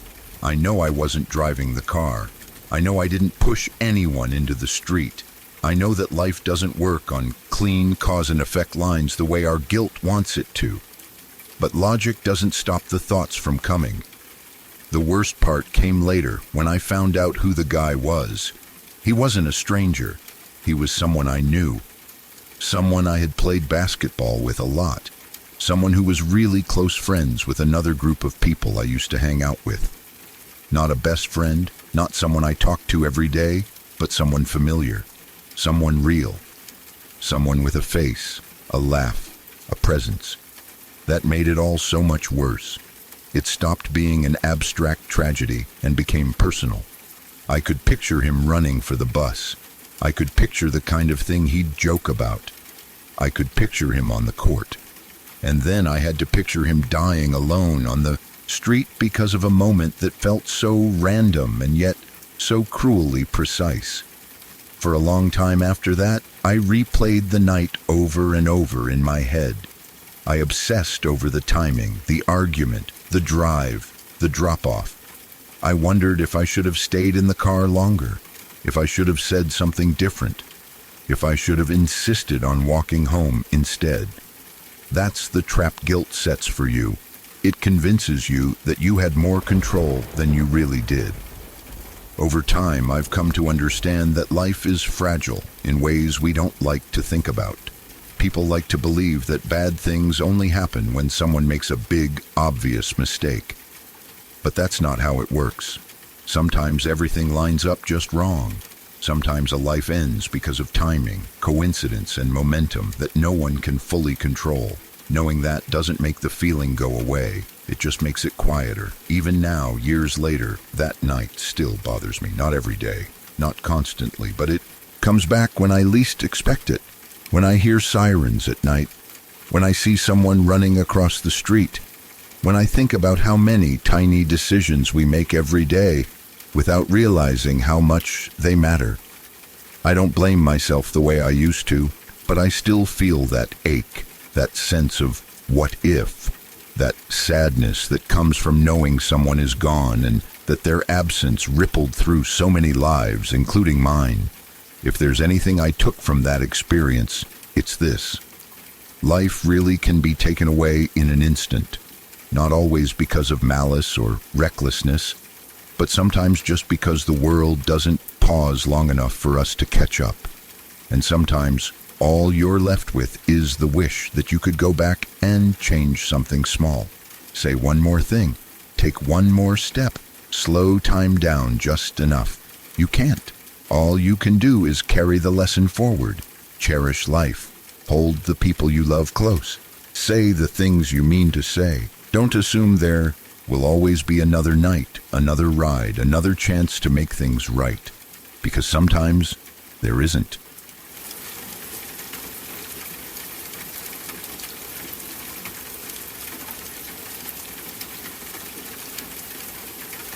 This is something that happened recently to a friend of mine, and it still doesn't feel real when I think about it. It's not a scary story. There's nothing mysterious or dramatic about it. It's just one of those moments in life that hits you hard and leaves you sitting with a feeling you don't quite know what to do with. A mix of sadness, shock, regret, and that quiet realization that nothing is guaranteed, no matter how young you are. He was a close friend, someone I talked to regularly. We were all in uni together, still in that phase of life where the future feels wide open and mostly safe. Plans were always being made. There was always something coming up, a party, a night out, a trip, something to look forward to. Death didn't feel like something that belonged in our world yet. About a week before everything happened, he went on vacation to Korea. He was excited about it, posting pictures, sending messages, telling us about the food, the places he was seeing, the experience of being somewhere completely different. While he was there, he kept talking about how much he was looking forward to coming back home. He kept saying that when he got back, we'd all go out drinking, catch up properly, celebrate him being back. It felt normal, casual, like the kind of thing you say all the time without thinking twice. Nothing about his messages sounded off. He was happy, energized, making plans, looking ahead. When he finally came back, he didn't even slow down. Almost immediately, he went out to a party. That night, sometime in the middle of it, he called me and a few other friends. It was late, really late, the kind of time where most people either have their phones on silent or are already asleep. I remember seeing the missed call later and thinking nothing of it at first. I assumed he was drunk, calling to say something stupid, or inviting us out last minute the way people do when they're already having a good time. Most of us didn't answer. That's the part that sticks with me the most. The next morning, everything changed. I woke up to messages that didn't make sense at first.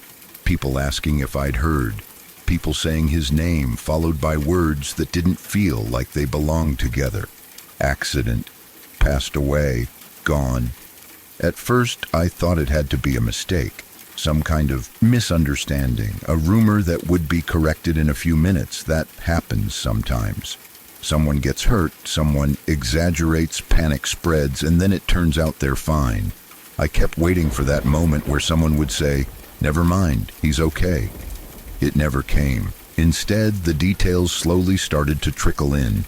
He had died that night. There had been an accident. Beyond that, the stories weren't clear. Different versions floated around. Different explanations. I didn't want to dig into it. I didn't want to ask his parents or his family what really happened. It didn't feel right. Whatever the truth was, it wouldn't bring him back, and it wasn't my place to satisfy curiosity at the cost of their pain. What mattered was that he was gone. The fact that he had called us just hours before made it harder to accept. That phone call replayed in my head over and over.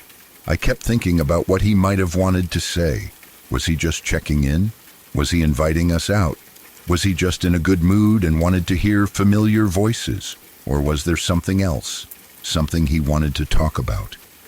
I'll never know. That uncertainty is its own kind of grief.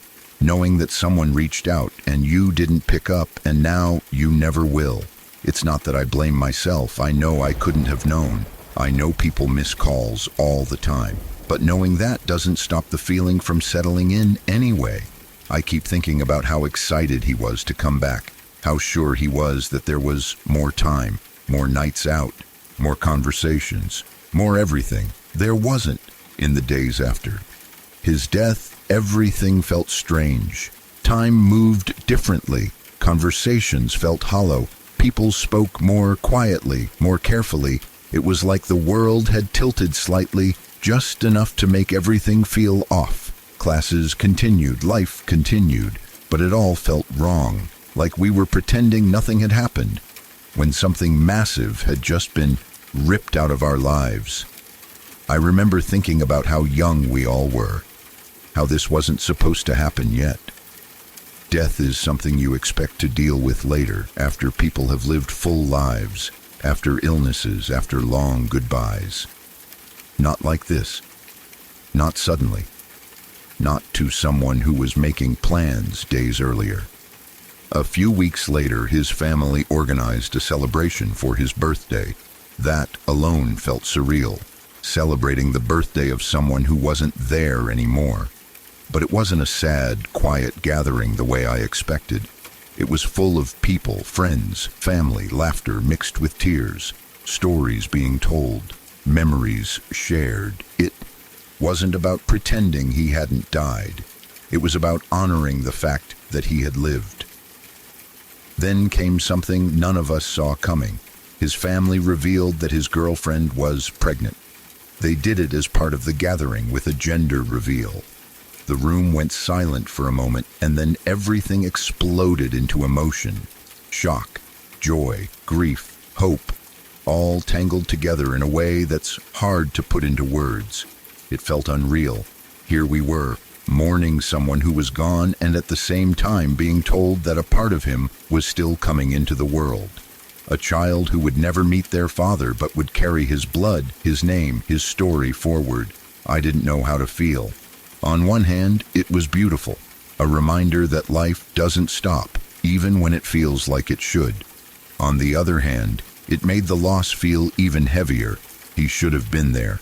He should have been the one announcing it. He should have been planning a future, not being remembered at a birthday. Celebration held in his absence. That contrast messed with my head more than anything else. It still does. I think about that child sometimes. About how they'll grow up hearing stories about a father they never got to know. About how every birthday, every milestone will come with a quiet reminder of what's missing. About how love and loss can exist side by side in such a brutal way. Losing him forced me to confront something I'd never really thought about before. How fragile everything is. How quickly plans turn into memories. How easily later becomes never. I keep thinking about the version of myself from before that night. The one who assumed there would always be more time, more chances to answer calls, more opportunities to say the things that matter. That version of me feels naive now, not stupid, just unaware. I wish I had known that the last time I saw him was the last time. I wish I had known that the messages he sent from Korea were some of the last ones I'd ever get. I wish I had known that the missed call in the middle of the night would turn into something I'd think about for years. But that's the thing, you never know. If we did, life would be unbearable. Every goodbye would feel final. Every unanswered call would feel like a potential tragedy. We can only live assuming there will be more time, because the alternative is impossible. Still, that doesn't stop the regret from sneaking in. Not regret in the sense of guilt, but regret in the sense of longing.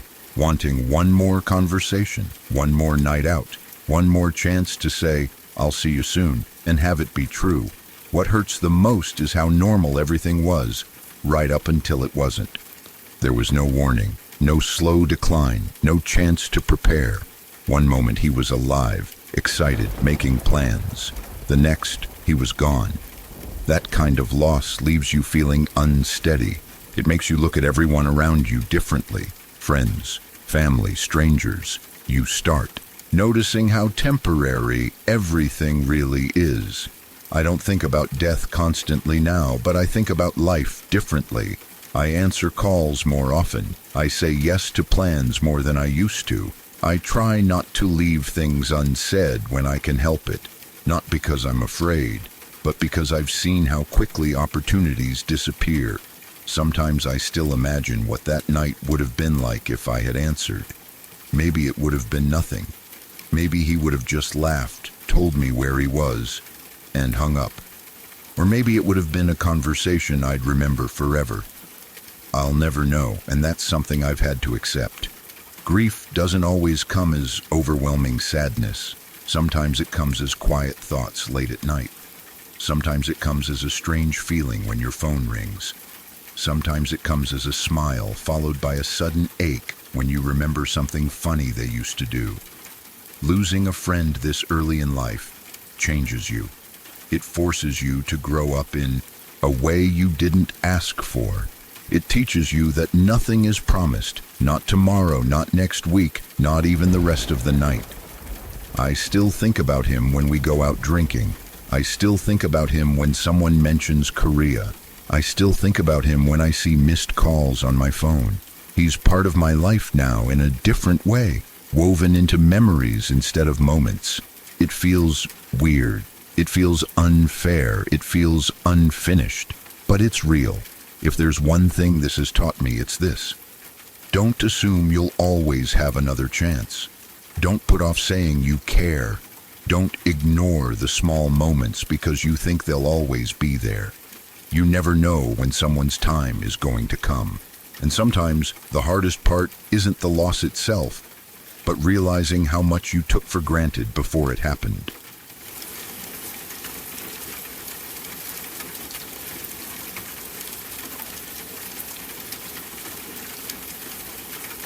This is one of those stories that doesn't rely on fear or mystery to be horrifying. It's horrifying because it actually happened, because every step of it involved failures by adults who were supposed to protect a child, and because the victim came so close to surviving. The closer you look at it, the worse it gets. One of the last victims of Jeffrey Dahmer was a 14-year-old boy. He was just a kid. Not someone living on the margins of society in the way people like to imagine when they distance themselves from tragedy, but a child who trusted the wrong adult at the wrong moment. Dahmer lured him back to his apartment. This wasn't unusual behavior for Dahmer. He relied on charm, lies, and the assumption that no one would look too closely at a quiet man who seemed awkward but harmless. Once the boy was inside, Dahmer drugged him. The drugs left him confused, disoriented, and unable to properly defend himself or understand what was happening. What Dahmer did next is almost impossible to comprehend. He attempted a lobotomy using a household drill, not in a medical setting, not with any knowledge or care, just a drill driven into the boy's skull. The goal wasn't mercy or treatment, it was control. Dahmer wanted a living person who could not resist him, who could not leave, who could not say no.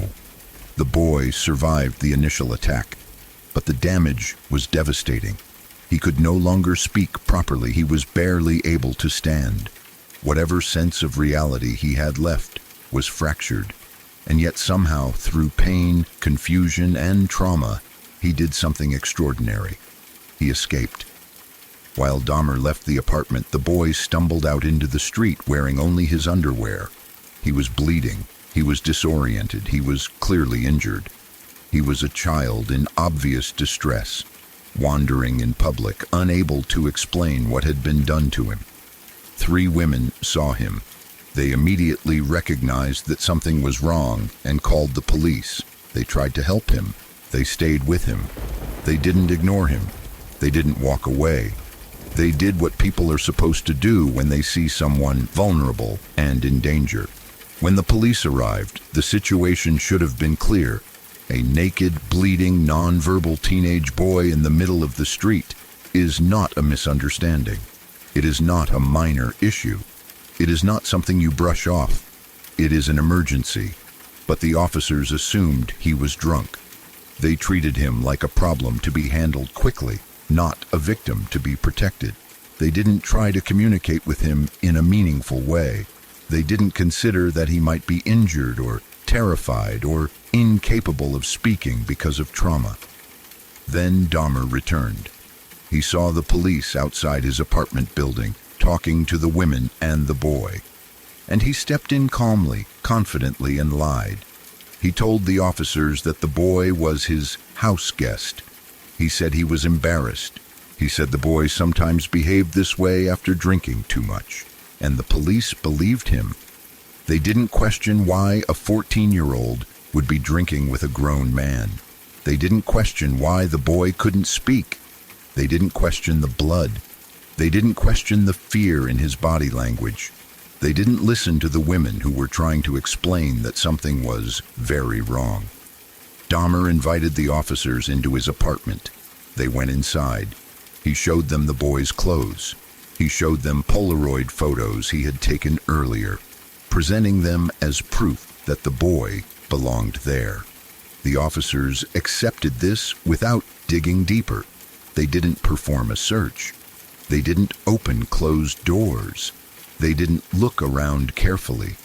Behind one of those closed doors on the bedroom floor was the body of another victim from an earlier murder. The officers never found it. They left. And they left the boy behind. Imagine what that moment must have been like. A 14-year-old child, severely injured, unable to speak, having just escaped unimaginable violence, finally sees help arrive. Police officers, authority figures, people he has probably been taught his entire life are there to protect him. He is brought back to the place where he was tortured, back to the man who did it to him, and then the door closes.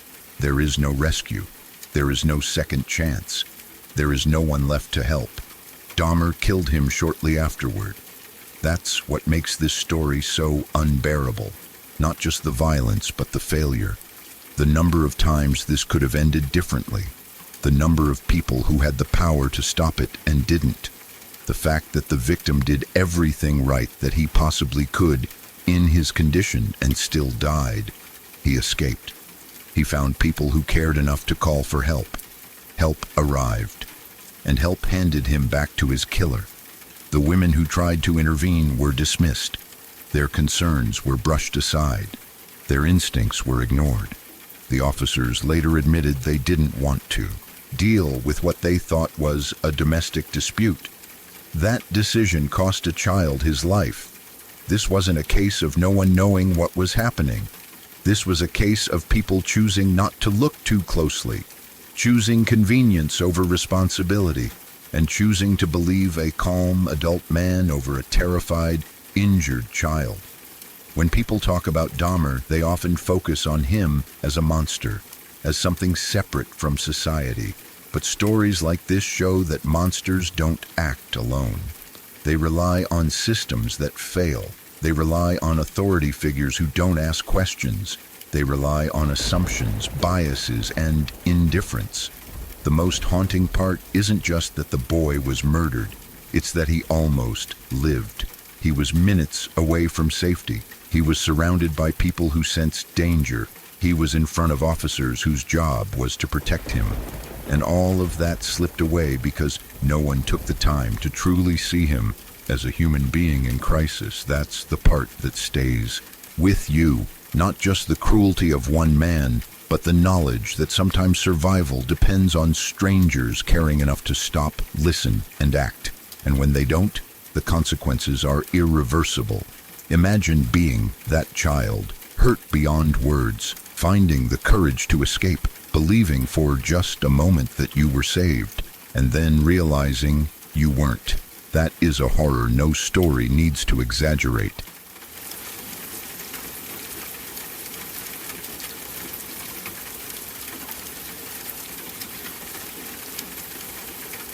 The man's name was Anatoly Moskvin.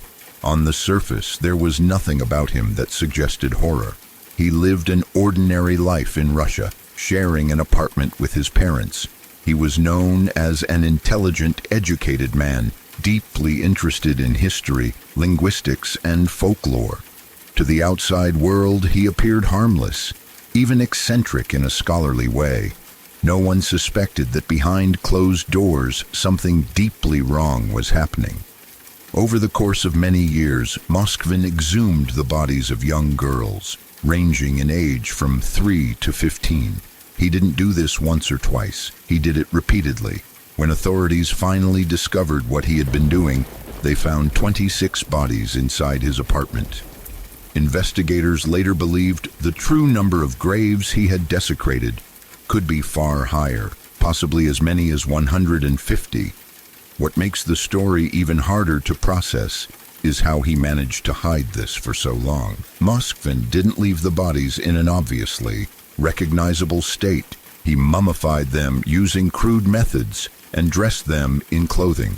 He positioned them sitting upright around his home. To anyone who might have glanced at them without looking closely, they appeared to be homemade dolls or mannequins. This is how he managed to live with his parents for over a decade without them realizing what he was keeping in their shared living space. As the collection grew, it still didn't raise suspicion. His parents believed they were harmless creations, odd decorations made by a strange but non-violent son. Inside his own mind, Moskvin believed he was doing something meaningful. He talked to the mummified bodies. He dressed them carefully. He sang songs to them. He played with them. He held birthday parties for them. These weren't isolated actions or moments of confusion. This was a sustained, long-term fantasy that became his reality. The apartment wasn't just a place where he stored bodies. To him, it was a home filled with children who needed him. When questioned, Moskvin admitted that he knew what he was doing was illegal. He understood that society would see it as a crime, but he insisted that he wasn't acting out of malice. He claimed the children called out to him, begging to be saved.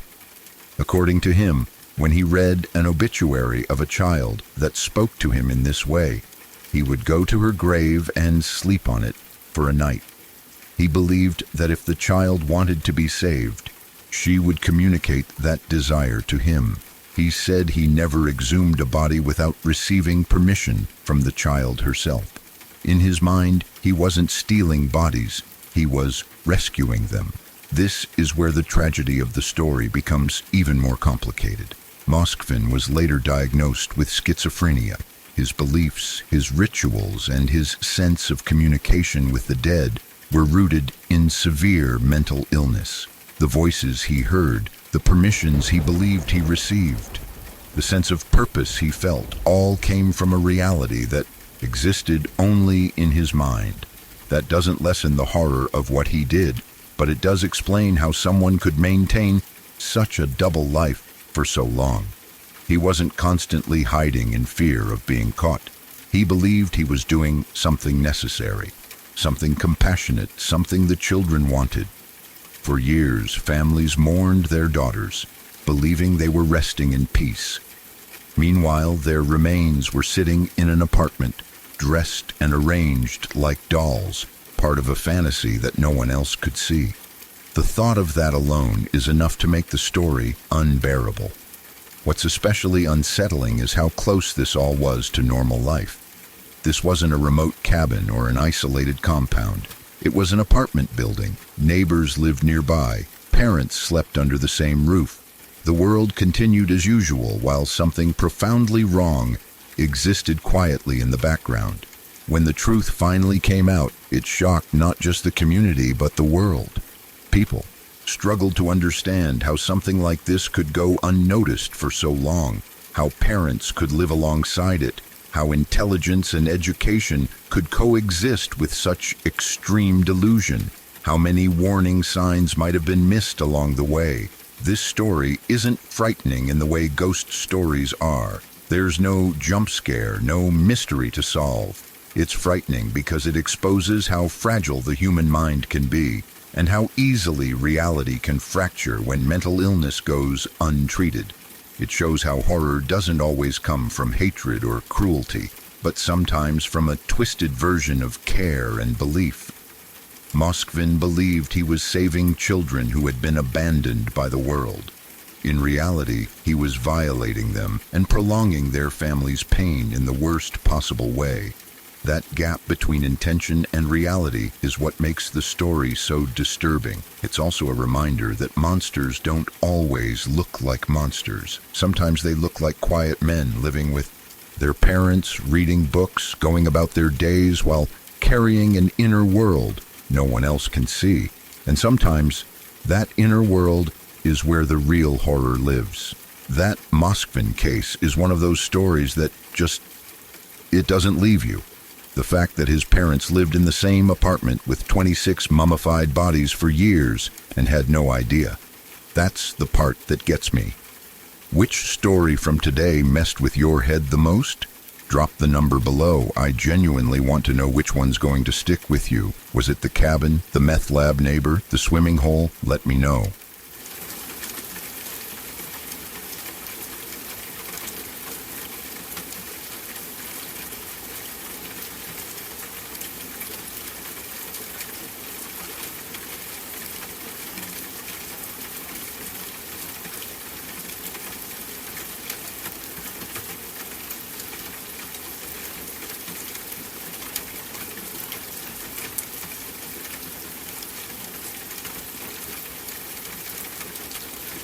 If these stories feel familiar, there's a reason. Most people have experienced something they don't talk about. If you're still listening, leave a like and subscribe. It helps keep stories like these alive. And if something has ever followed you home, send it in. Let's continue. When I was younger, my cousins used to take me with them to the skate park late at night. I was the youngest one in the group, and they were all older, louder, and a lot more confident than I was. To me, those nights felt like little adventures. The skate park was usually empty after dark, just concrete ramps, metal rails, and the sound of wheels echoing in the quiet. The park sat in a low area, and up on a small hill behind it was a public restroom building. It was old, made of concrete, and always felt out of place, like it didn't belong anywhere people were supposed to have fun. That night didn't feel any different at first. The air was cool, the sky was dark, and the park lights cast long shadows across the ground. My cousins were skating, laughing, and messing around like they always did. I remember standing off to the side, watching them, trying to act older than I was. After a while, I realized I really needed to use the bathroom. I didn't want to say anything at first, because I hated walking up there alone, but eventually I had no choice. The restroom was a short walk uphill, but it felt longer every time. There were no lights along the path, just the faint glow from the park below. The building itself always gave me a bad feeling. It was one of those restrooms where the lights don't turn on right away. You step inside, and for a few seconds, everything stays dark until the motion sensor kicks in. I remember pushing the door open and being swallowed by darkness for a moment. The smell hit me immediately, strong and sour, the kind of smell that tells you a place hasn't been cleaned in a long time. As my eyes adjusted, and before the lights fully came on, I could see the floor near the stalls. There were dark brown stains smeared across the concrete. They looked old and dried, like they had been there for a while. At the time, my brain didn't jump to anything extreme. There were a lot of homeless people who passed through the area, and the restroom was known for being gross. I remember thinking it was just human waste, something disgusting but not surprising. I felt annoyed more than scared, telling myself it was nasty but that I just needed to hurry and get it over with. The lights finally flickered on, buzzing softly overhead. The room looked even worse in full light. The stalls were scratched up, the walls covered in old graffiti, and the floor looked like it hadn't been washed in years. I walked toward the stalls, trying not to look too closely at anything. I chose the last stall, the one farthest from the door, because that was my habit. I thought it might be a little cleaner, or at least more private. When I opened the stall door, I noticed a grocery bag sitting on the floor near the toilet. It was one of those thin plastic bags you get from a corner store. Something inside it was round, stretching the plastic slightly. Again, my mind went to the same explanation. I assumed it was trash, maybe someone's belongings or something gross left behind.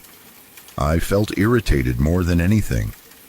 I remember muttering to myself, annoyed that people could be so careless and disgusting. Without really thinking, I nudged the bag with my foot. It shifted slightly. Curiosity got the better of me, and I leaned down and tilted it a little, just enough to see inside. The top of the bag opened, and for a split second, my brain couldn't understand what I was looking at. There was something pale and dark at the same time, something wet-looking. Then it clicked. It was a human head. I could see hair matted with blood. The skin looked wrong, grayish and lifeless. There were dark red stains soaked into the plastic. I didn't even fully process the face. My mind refused to accept it, but my body reacted instantly. A wave of fear hit me so hard, it felt like my chest collapsed inward. My stomach dropped, my vision blurred, and I felt like the room was spinning. I screamed, but I don't remember hearing my own voice. I stumbled backward, tripping over my own feet as I tried to get away. I slammed into the stall door, nearly falling, then somehow turned and ran. I didn't bother closing the restroom door behind me. I sprinted downhill toward the skate park, my heart pounding so hard it hurt. Every shadow felt like it was chasing me. I was convinced something was right behind me, even though I didn't hear anything. When I reached my cousins, I was completely hysterical. I was yelling, crying, trying to explain what I had seen, but the words came out jumbled and panicked. At first, they didn't take me seriously. They laughed and rolled their eyes, thinking I was messing with them or overreacting. They had a habit of pranking me, and I had a habit of falling for it, so they assumed this was just another moment of me being scared over nothing. I got angry then, more angry than I had ever been at them. I told them it wasn't funny and that they needed to stop messing with me. I pointed up the hill toward the restroom, telling them exactly where it was, exactly what I saw. That's when their expressions started to change. They could tell I wasn't joking. I was shaking, barely able to stand still. The oldest cousin finally said he would go check it out. He told the others to stay with me and started walking up the hill. I watched him go, feeling sick to my stomach. Part of me hoped he would come back laughing, telling me it was fake, that it was just a stupid prank or something I misunderstood. Another part of me knew deep down that what I saw was real. The minutes felt like hours. I couldn't stop looking up the hill, waiting for him to come back. When he finally did, something was wrong. He didn't say anything. He didn't laugh or joke. His face was pale and his eyes looked distant, like he was trying not to think about what he had just seen. He didn't explain. He just told us it was time to leave. We didn't argue. We didn't ask questions. We packed up, and left the park in silence. The walk home felt heavier than anything I had ever experienced. No one joked. No one teased me. The night felt colder, darker. I kept replaying the image in my head, trying to convince myself it wasn't real, but the fear wouldn't let go. When we got home, we didn't talk about it. I didn't sleep that night. Every time I closed my eyes, I saw the bag, the blood, the shape of the head inside. I kept thinking about how close I came to touching it, how easily I could have reached in without looking. The thought made me feel sick. A few days later, we heard what had happened. A man in the nearby valley had killed someone, dismembered the body, and dumped parts of it in different places. The head had been left in that park restroom. When I heard that, everything became real in a way it hadn't been before. It wasn't just a nightmare or a scary memory anymore. It was part of something real, something violent and cruel. Even now, years later, that memory hasn't faded. I can still remember the smell of the restroom, the way the lights buzzed when they turned on, the feeling in my chest when I realized what I was looking at. Public restrooms still make me uneasy, especially ones that are old or poorly lit.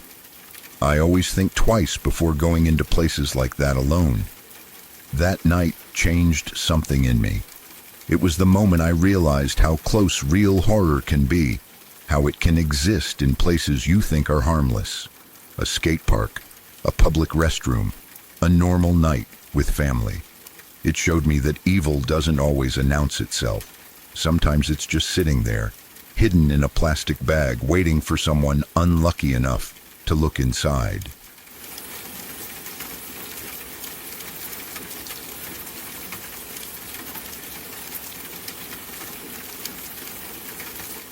In Alaska in the 80s, there was a guy called the Butcher Baker after he was caught, because he owned a bakery and did some questionable things.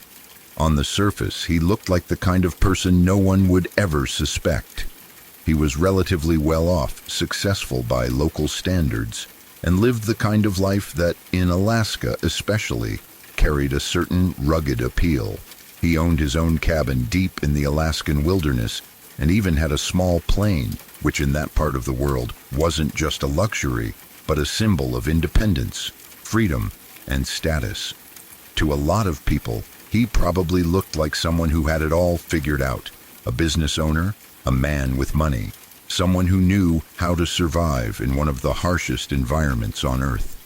Alaska in the 1980s was still a place where people could reinvent themselves, where distance and isolation created a sense that you could leave your past behind. That kind of environment attracts all kinds of people, including those who want to disappear into the margins of society. He used that image carefully. He would spend time in Fairbanks and Anchorage, places where people gathered, where young women worked, socialized, and looked for a bit of excitement in a place that could otherwise feel isolating. He didn't come across as a creep right away. He was charming enough, confident, and knew exactly what to say. He offered something that sounded like an adventure, a flight over the Alaskan wilderness, a weekend getaway at a private cabin, nature, freedom, something different from the routine of everyday life. For some, that probably sounded incredible. Flying over endless forests, mountains, and snow-covered land. Staying at a remote cabin with someone who seemed experienced and capable. In a place like Alaska, that kind of offer didn't automatically raise alarms the way it might somewhere else. People trusted each other more, or at least they wanted to believe they could. But once he had them isolated, everything changed. He would take these women to his cabin and keep them hostage, cut off from the outside world. No easy way to escape. No one nearby to hear them scream or see what was happening. The wilderness itself became a cage. What he did to them there was horrific enough, but the worst part came later. Eventually, he would release them into the Alaskan forest, not to let them go, but to hunt them. He treated it like a twisted game, something straight out of the most dangerous game. He would give them a head start, knowing full well that the terrain, the cold, the vastness of the land, and their fear would work against them. The Alaskan wilderness is unforgiving even to people who know what they're doing. For someone dropped into it without supplies, without a clear sense of direction, and under extreme stress, it becomes a death sentence. He knew the land. He knew how to track. He knew how to wait. And for a long time, he got away with it. People went missing, but in Alaska, disappearances weren't unheard of. Planes crashed. People got lost. Accidents happened. The wilderness swallowed people whole, and sometimes there was no clear answer as to what had gone wrong. That uncertainty created cover for someone like him. The idea that a man was deliberately flying women out and hunting them sounded too extreme, too monstrous for most people to accept right away. What makes this story even more unsettling is how close it came to touching someone my family knew. My mom's friend was apparently approached by this man. He offered her the same thing he offered others: a flight, a weekend at his cabin, an escape from routine. On paper, it might have sounded tempting, or at least interesting, but something about him didn't feel right to her. Maybe it was his tone. Maybe it was the way he looked at her. Maybe it was just a gut feeling she couldn't explain. She politely declined. He didn't take that well. He became rudely insistent, pushing the offer, even after she said no. His demeanor shifted, becoming almost aggressive, like he couldn't stand being refused. That moment, in hindsight, is terrifying. It's often in those small reactions that the truth slips through.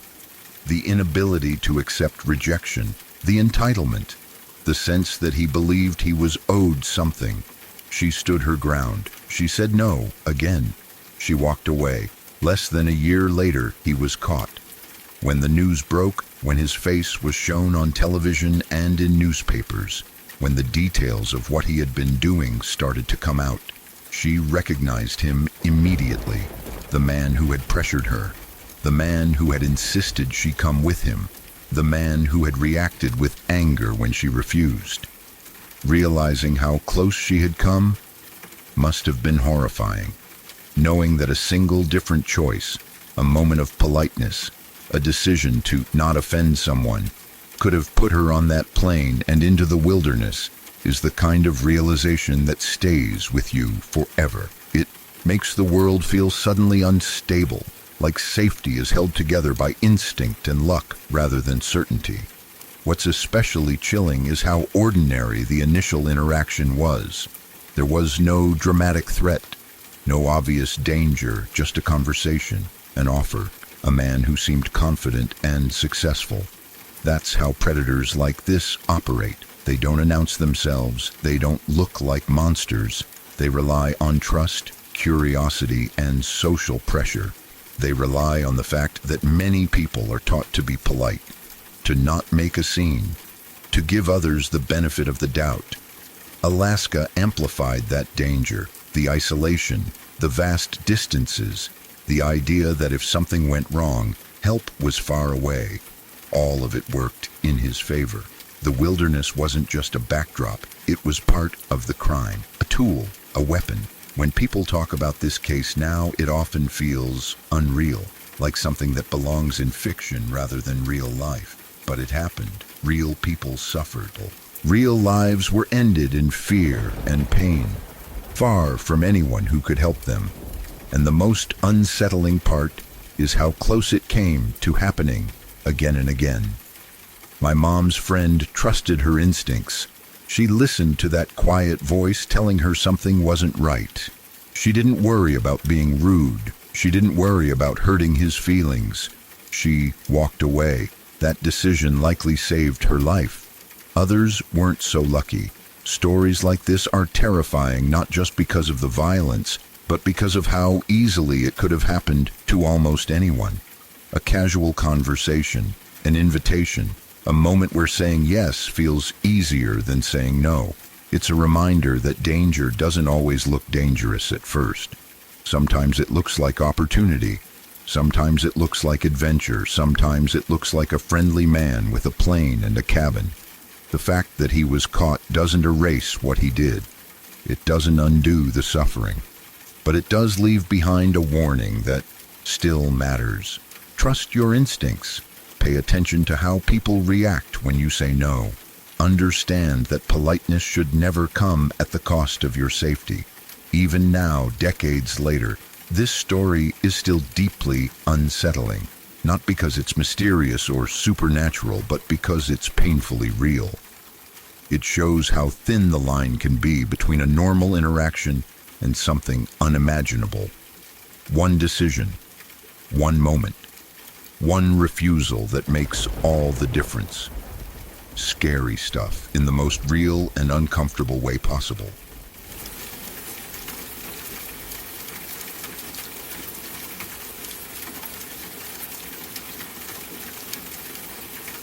She finished her shift late that night, just like she had done so many times before. Working at a local Little Caesars wasn't glamorous, but it paid the bills. By the time she clocked out, it was around 11 p.m. The store was quiet, the usual rush long gone, and the air outside felt heavier than it had earlier in the evening. She was tired, ready to go home, ready to be done with the day. Nothing about that moment should have been dangerous. It was routine. It was normal. She didn't have a car, so she called a cab, something she had done plenty of times before. When it arrived, she got in without hesitation, gave the driver her address, and leaned back, expecting the familiar ride home. At first, everything seemed fine. The car pulled away, the city lights passed by the windows, and the sound of traffic filled the silence. But after a few minutes, something started to feel off. It wasn't one specific thing at first. It was a feeling, the kind you can't immediately explain. The streets didn't look familiar. Turns that shouldn't have been happening were happening. The route felt wrong. She checked her phone, trying to stay calm, telling herself she might just be overthinking it. Maybe the driver knew a faster way. Maybe there was construction. Maybe she was just tired and anxious after a long shift. But the feeling didn't go away. It got stronger. She looked up, paying closer attention now. The car was heading in the opposite direction of her home. She recognized enough landmarks to know that for sure. Her heart started to race. She asked the driver about it, trying to keep her voice steady. But whatever response she got didn't reassure her. The fear that had been quietly building suddenly took shape in her chest. She realized she might be in real danger. Her hands shook as she unlocked her phone. She didn't call her family right away. Instead, she messaged a coworker, someone she trusted, someone she thought would take her seriously. Her message was short and desperate. She said she was being kidnapped. She told him to call the police. In that moment, she was reaching out for help in the only way she could. She was hoping for urgency, for concern, for action. She was hoping someone would step in and do something before it was too late. The response she got was devastating. "I can't help you, baby. I am not home yet." Those words landed like a punch. Not only did he not take immediate action, but the tone was casual, dismissive, almost annoyed. There was no panic, no promise to call the police, no questions about where she was or what was happening, just an excuse. She stopped replying. It's impossible to know exactly what she was feeling in those moments, but it's not hard to imagine. Fear, confusion, disbelief. She had done the right thing. She had asked for help. And the person she reached out to failed her completely. After she went silent, he sent more messages. "Baby, are you there? You want me to come for you?" By then, it may have already been too late. Those messages came after the window for real help had closed. They came without urgency, without understanding the seriousness of what she had said. It's chilling to think about how alone she must have felt, sitting in that car, realizing that the one person she reached out to wasn't actually helping at all. What makes this even harder to accept is what didn't happen next. He didn't immediately contact her family. He didn't go to the police. He didn't raise an alarm. Days passed, then weeks, and still he said nothing. Her family had no idea where she was. They waited for her to come home. They waited for a call or a message. At first, they probably assumed something simple had happened. A phone died. Plans changed. Maybe she stayed with a friend. But as time passed, worry set in. Concern turned into fear. Fear turned into desperation. Somewhere during that time, the truth existed, sitting with someone who chose not to share it. Weeks later, when her family finally learned what she had said that night, it was too late to change anything. The damage was already done. The time that could have been used to search, to investigate, to possibly save her was gone. The only physical evidence that has been found so far is her braces, discovered on the side of the road. That detail alone is haunting. Braces are personal. They're not something you can easily lose without noticing. Finding them separated from everything else suggests violence, suggests struggle, suggests something terrible happened. It's a small object, but it carries enormous weight. It's a reminder that she was there, that something happened to her, and that she didn't just disappear on her own. For her family, that discovery must have been unbearable. On one hand, it was proof that she hadn't simply run away. On the other, it confirmed their worst fears. It was evidence without answers, a clue that raised more questions than it solved. What happened after she stopped replying? Where was she taken? Why didn't anyone act sooner? These questions don't fade with time. They get heavier. What makes this story especially painful is how preventable it feels. If the message had been taken seriously, if the police had been called immediately, if her family had been told right away, even small actions taken quickly can make a difference in situations like this. Time matters, minutes matter, and here time was wasted. There is also a deep sense of betrayal woven into this story. She trusted someone enough to tell them she was in danger. She used clear words. She didn't hint or joke. She said she was being kidnapped. That should have triggered immediate action. Instead, it was brushed aside. The casual language of the replies makes it even worse. It shows a complete lack of understanding, empathy, and urgency. It shows how easily someone can fail another person at the exact moment they need help the most. For people hearing this story, it forces uncomfortable reflection. What would you do if someone sent you that message? Would you hesitate?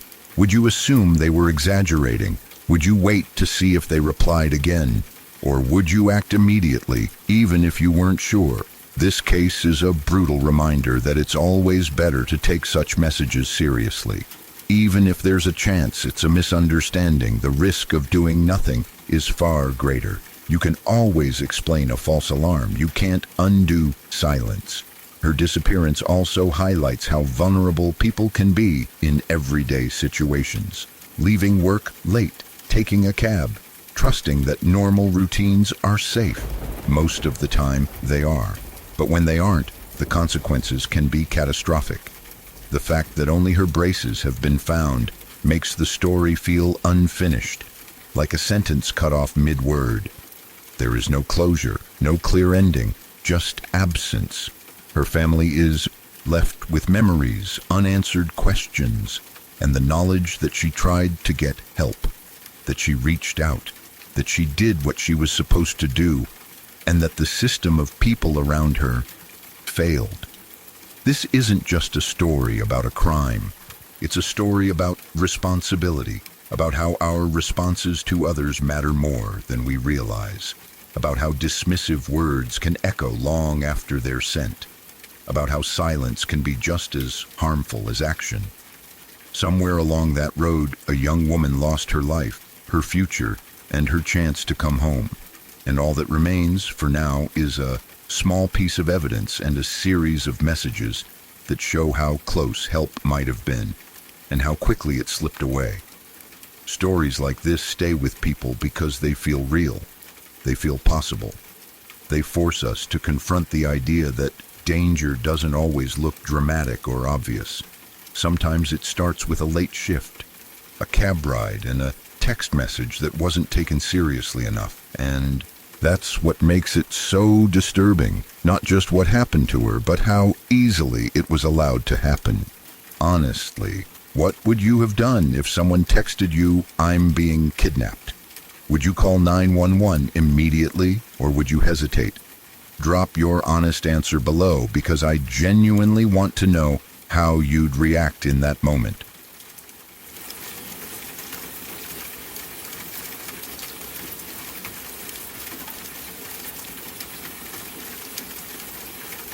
When I was younger, I used to spend a lot of time at my friend Grady's house. He lived on a street really close to mine, close enough that we could walk back and forth without thinking much about it. We had known each other for a long time, and staying over at each other's houses was normal for us. Nothing about that night felt strange at first. It was supposed to be one of those simple, boring sleepovers where you stay up too late, talk about random stuff, and then pass out wherever you happen to be. That evening, we were already at Grady's house getting ready to sleep when I realized I had forgotten some of my things at home. It was around 10:30 at night. His parents weren't home, which wasn't unusual, and his house felt quiet and empty in the way houses do when adults aren't around. We decided it would be easier to just walk over to my place, grab my stuff, and come back. The walk itself was completely normal. The streetlights were on, the neighborhood was quiet, and nothing felt off.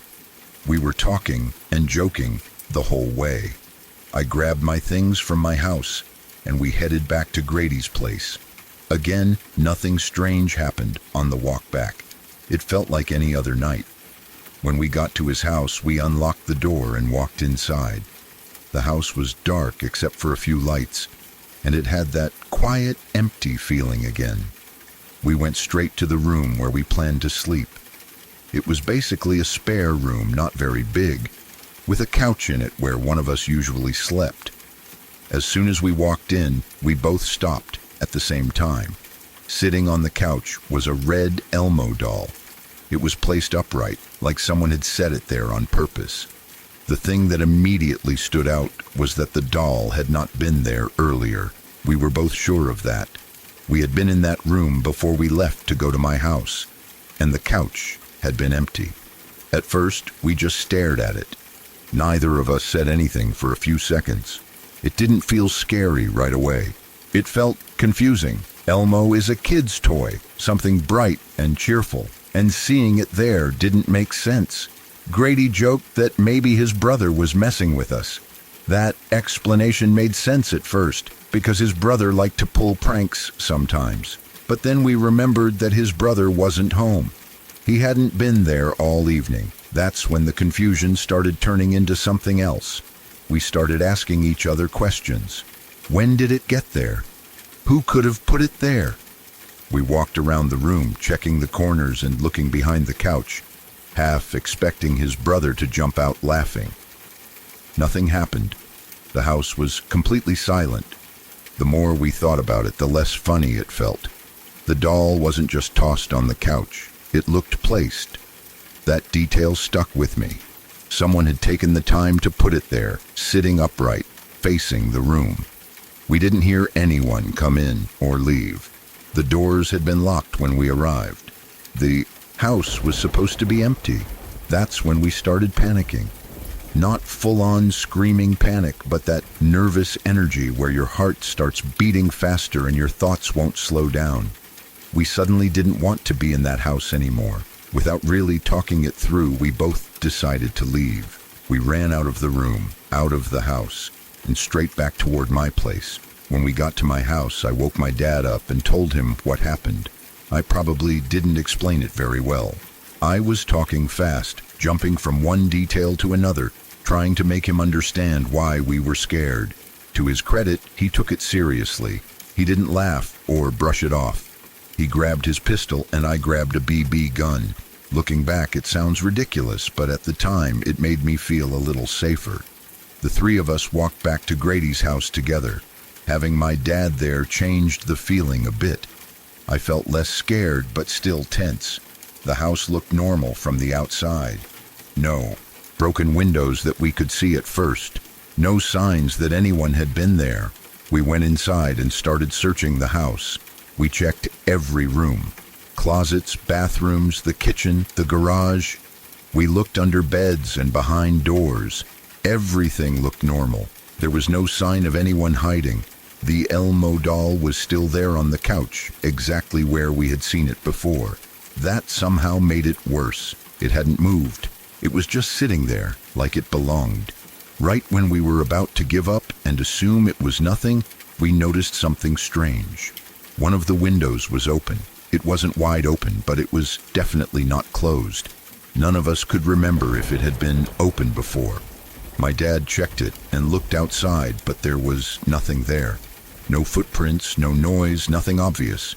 In the end, we convinced ourselves it was probably nothing. Maybe someone forgot to close the window earlier.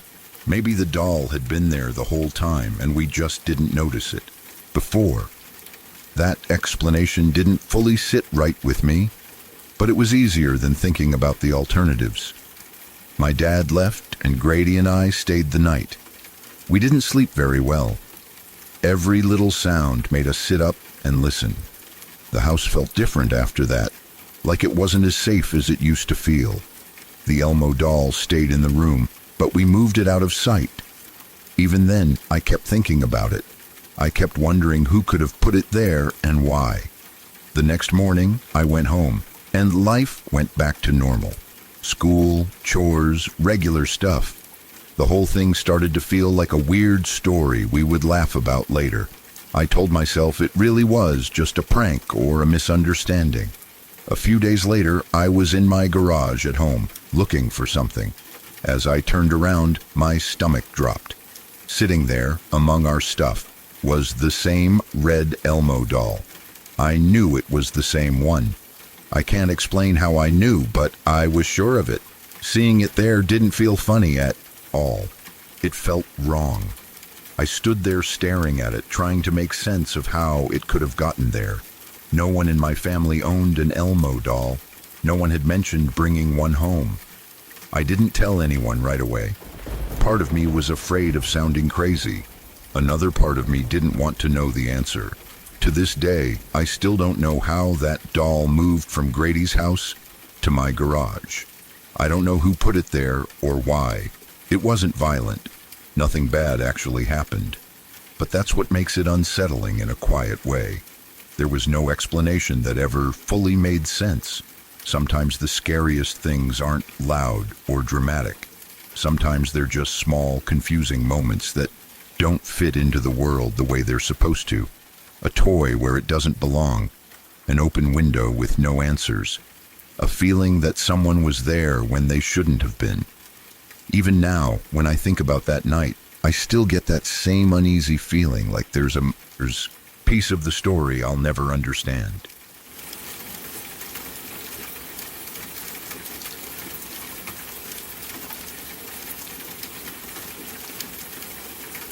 I live in a quiet mountain town in Colorado, the kind of place people imagine as peaceful and untouched, where the nights are dark enough to see every star and the mornings are so quiet you can hear snow falling off tree branches.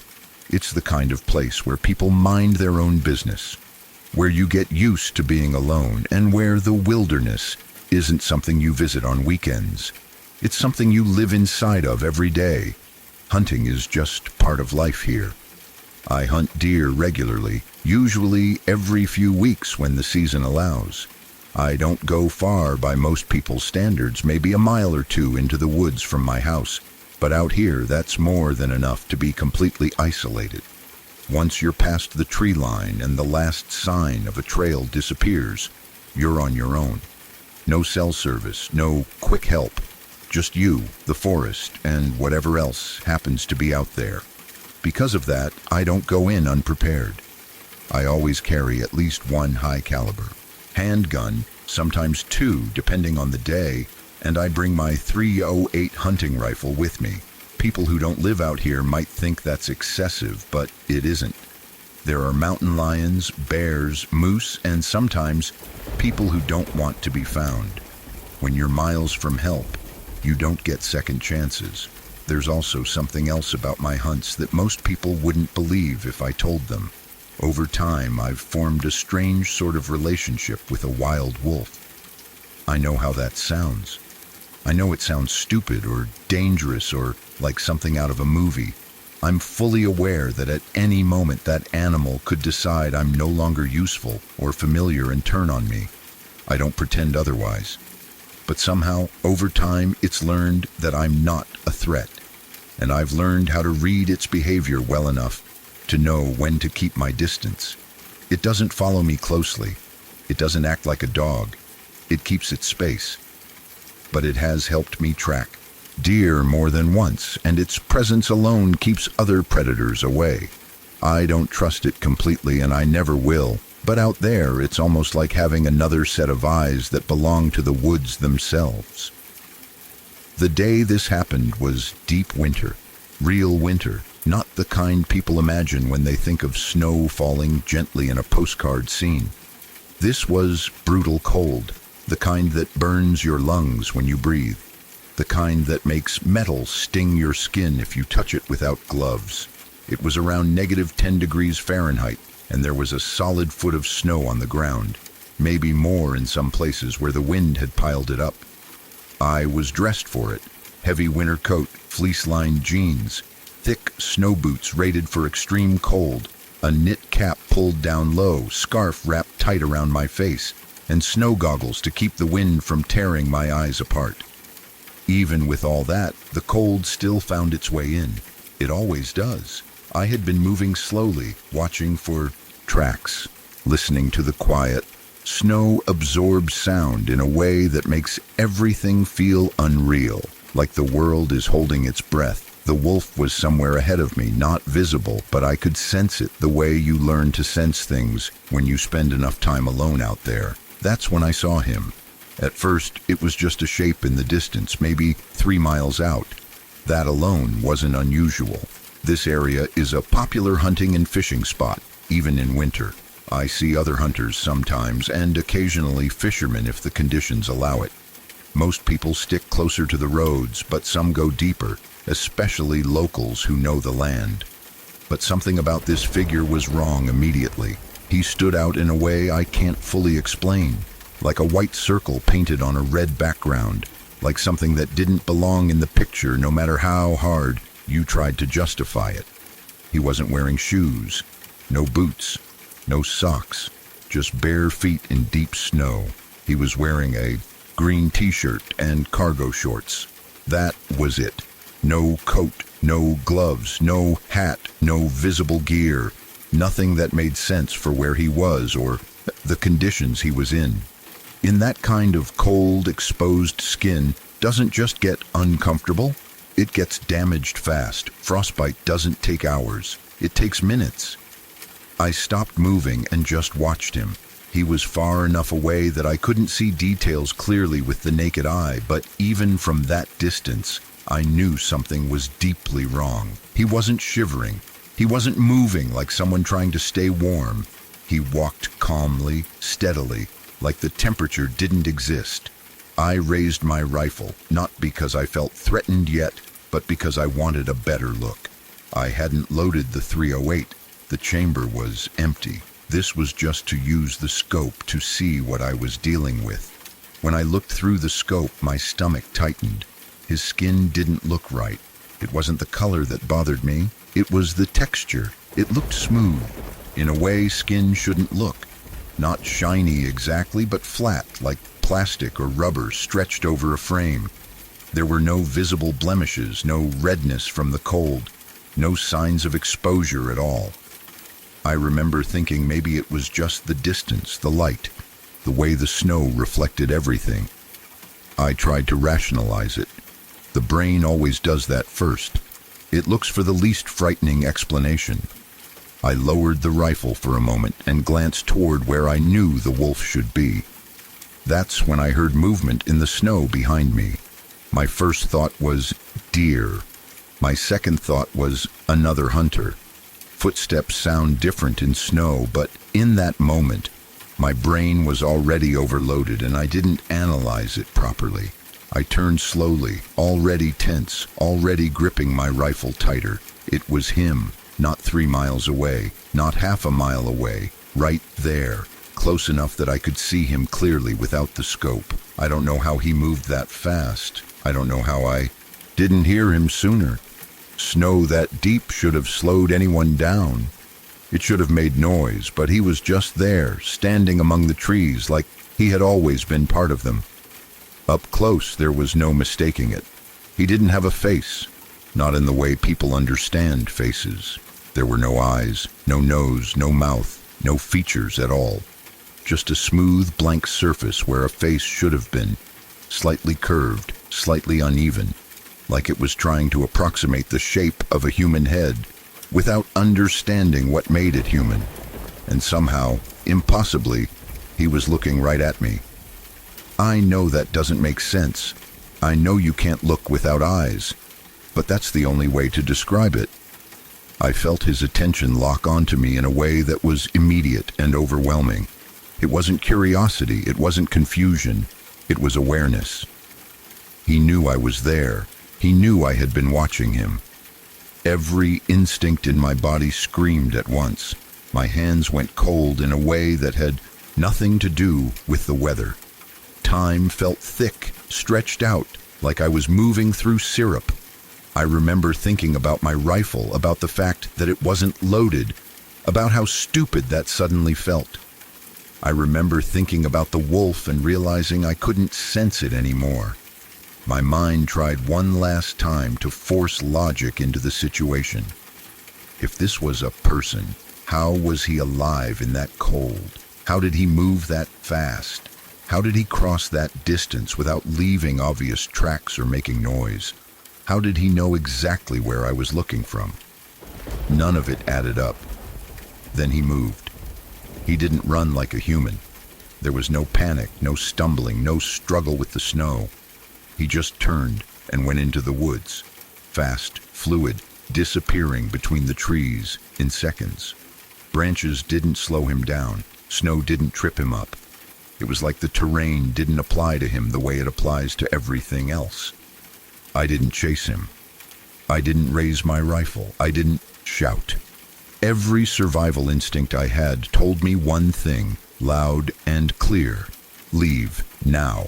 I turned around and started moving back the way I came, fast but controlled. I didn't run. Running makes noise. Running makes mistakes. I kept my head on a swivel, scanning the trees, listening for any sound that didn't belong. The forest felt different then, heavier, like it was watching me too. Every shadow looked wrong. Every tree trunk felt like it could hide something. The cold didn't matter anymore. Fear burned hotter than the temperature ever could. I don't know if he followed me. I don't know if he watched from a distance. I don't know if the wolf was still there, keeping its distance, or if it had fled long before I noticed anything was wrong. All I know is that I didn't stop moving until I was out of the woods and close enough to my house to see it through the trees. Even then, I didn't relax. I went inside, locked the door, and sat there for a long time without doing anything. I replayed every second in my head, trying to find a normal explanation.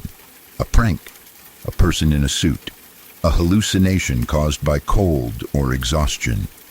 None of those explanations survived more than a few seconds of honest thought. People don't survive that cold dressed like that. People don't move like that. People don't have faces like that. And people don't suddenly appear behind you in deep snow without a sound. I still hunt. I still go into the woods. I still carry my weapons. But I don't go as deep as I used to, and I don't stay as long. The woods haven't felt the same since that day. They feel less like a place I know and more like a place that tolerates me. Sometimes when the wind is right and the snow is fresh, I think about that blank face and the way it somehow saw me. I think about how small I felt, how quickly confidence turned into pure instinct. Whatever that thing was, it didn't belong out there any more than it belonged anywhere else. And the worst part is knowing that if I hadn't looked through that scope, if I hadn't noticed him, he might have noticed me first. That thought alone is enough to make me turn back early every time.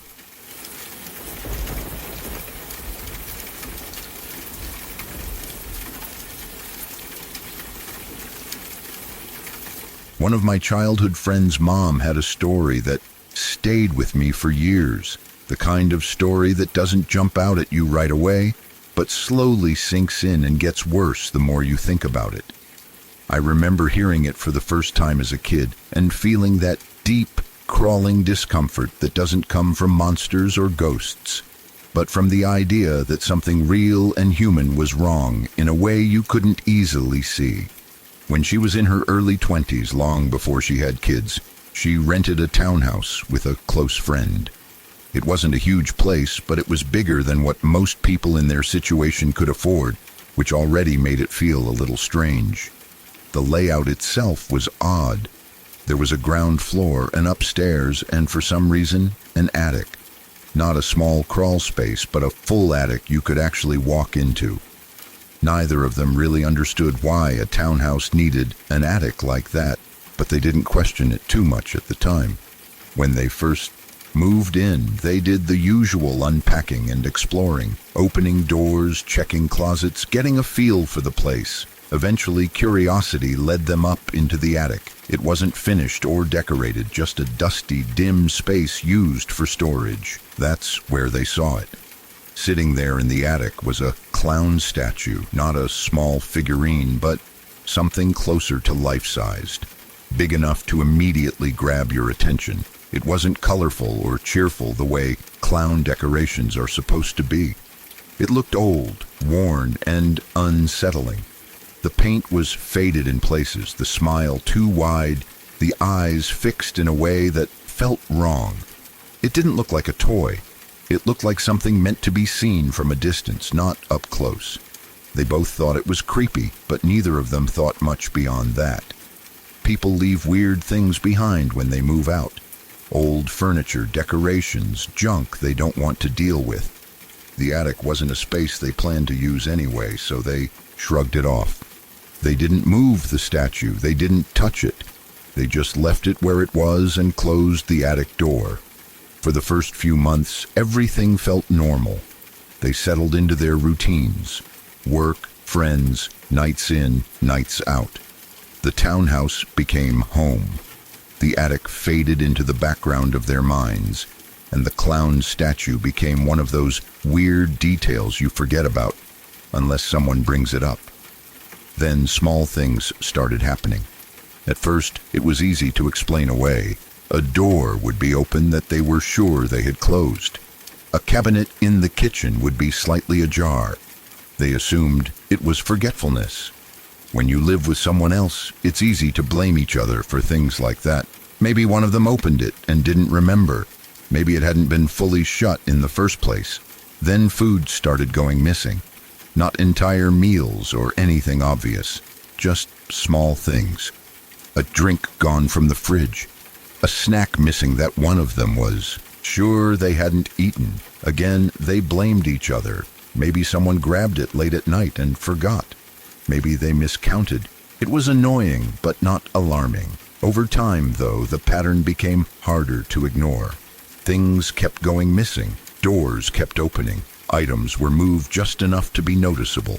The house started to feel off in a way that's hard to describe.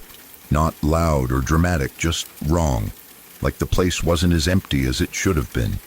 They started joking about it being haunted. That's what people do when they don't want to face a more uncomfortable explanation. It was easier to laugh and say the place had a ghost than to seriously consider that something else might be going on. They talked about it with friends. People laughed, told spooky stories, suggested sage, or joked about the clown being cursed. The attic stayed untouched.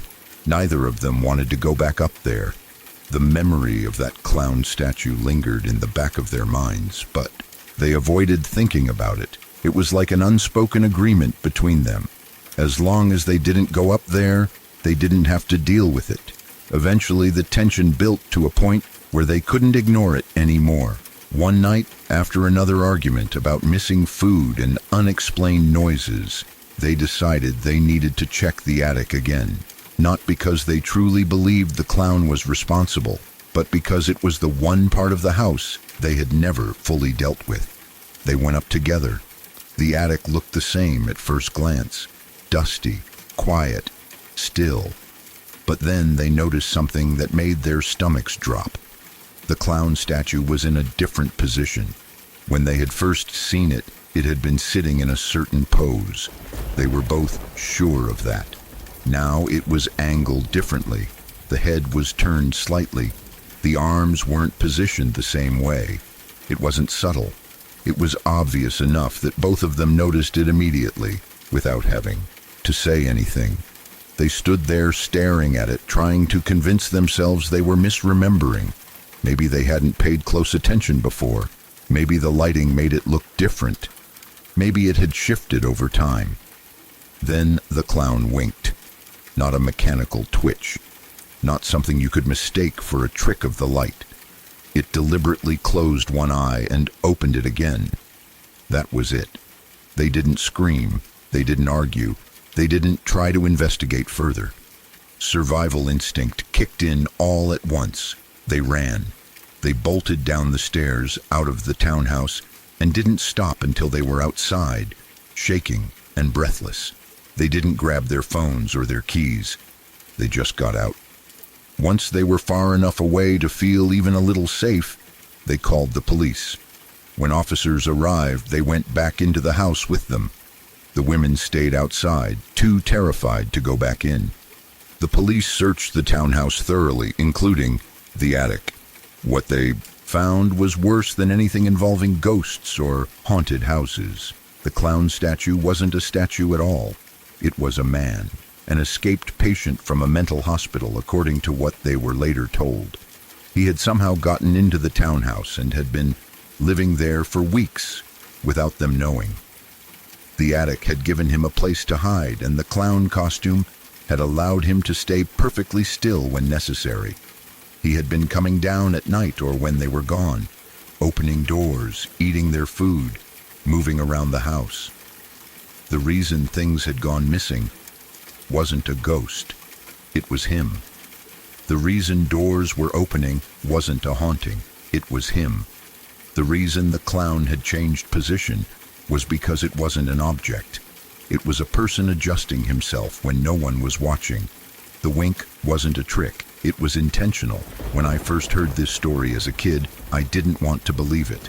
It sounded too perfect, too much like an urban legend. A creepy clown, strange happenings, a shocking reveal. It felt like the kind of story people exaggerate over time, adding details to make it scarier.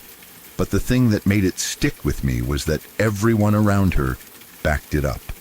Her friends, her family, people who had no reason to lie about it. The details never changed. The reactions were always the same. As far as anyone knows, the story is completely authentic. What makes it truly unsettling isn't the clown costume or even the mental hospital escape. It's the idea of someone living in your home without you knowing, sharing your space, watching you, learning your routines, eating your food, standing perfectly still while you walk past, unaware that you're not alone. It's the realization that the house wasn't haunted, it was occupied. That story changed the way I thought about attics, crawl spaces, and unused rooms. It made me realize how easy it is to ignore parts of our homes we don't use, to assume that if we don't go somewhere, nothing is happening there. It also showed me how quickly the human mind jumps to supernatural explanations when the truth is too disturbing to consider. As a kid, the image of that clown winking stayed with me for years, not because it was spooky in a fun way, but because it meant the moment of realization, the exact second when fear turned into understanding, when the unknown became something far more real and far more dangerous. Even now, as an adult, I think about that story whenever I hear unexplained noises in a house or notice something slightly out of place. I think about how long those women lived with danger without knowing it, how close they were to someone who shouldn't have been there at all. It's not a ghost story, it's worse.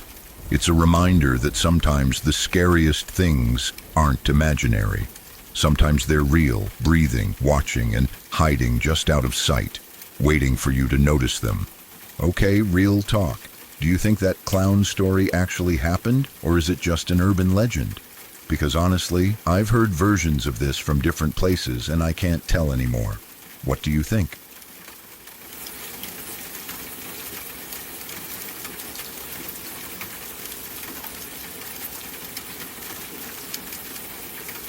My mom took a job as a paramedic in a small town in West Texas in the early 1990s. At the time, it felt like a good move.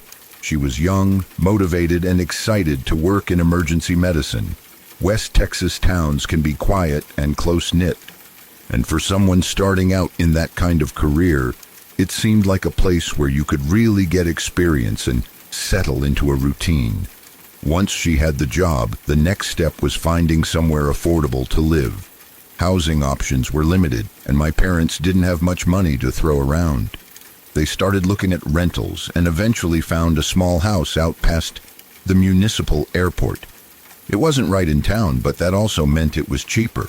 The area felt isolated but not dangerous, just empty land, wide skies, and the occasional sound of planes coming and going. The landlord seemed friendly enough. Nothing about him raised any red flags. He showed them the house, went over the paperwork, and everything seemed straightforward. So my mom signed the lease, and she and my dad started moving in, thinking they'd found a decent place to start this new chapter. Then my mom had her first day on the ambulance. She was paired with a shift partner, someone who had been working in that town for a while. As they were getting to know each other, the conversation turned to where my mom was living. It was casual, just the kind of small talk you make on a long shift. When my mom gave her the address, everything changed. Her partner's entire demeanor flipped. She went from relaxed to visibly alarmed in an instant. She didn't laugh it off or question it. She flat out panicked. She told my mom that she needed to get out of that house immediately, and even offered to help her move right then and there. My mom was confused. Her partner then explained why. The previous tenant of that house had been a man who was released from the state hospital. According to official evaluations, he was deemed no longer a risk to himself or others. On paper, he was considered safe to return to normal life. He moved back into that same house with his wife. Within a month, he completely snapped. He rampaged through the house, violently attacking his wife. At some point, she managed to lock herself in the bathroom, trying to escape him. It didn't save her.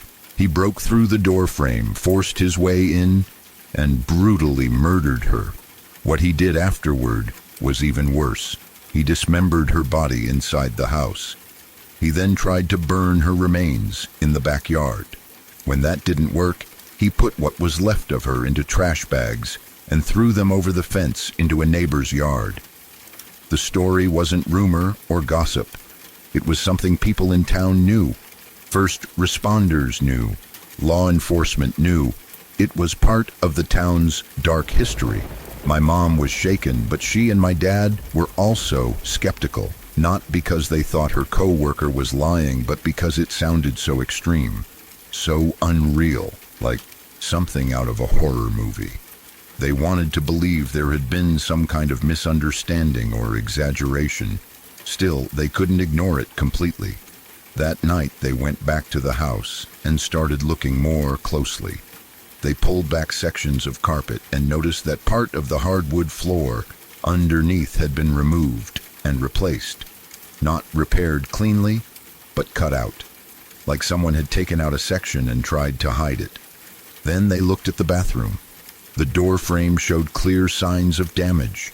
Not wear and tear, not old settling.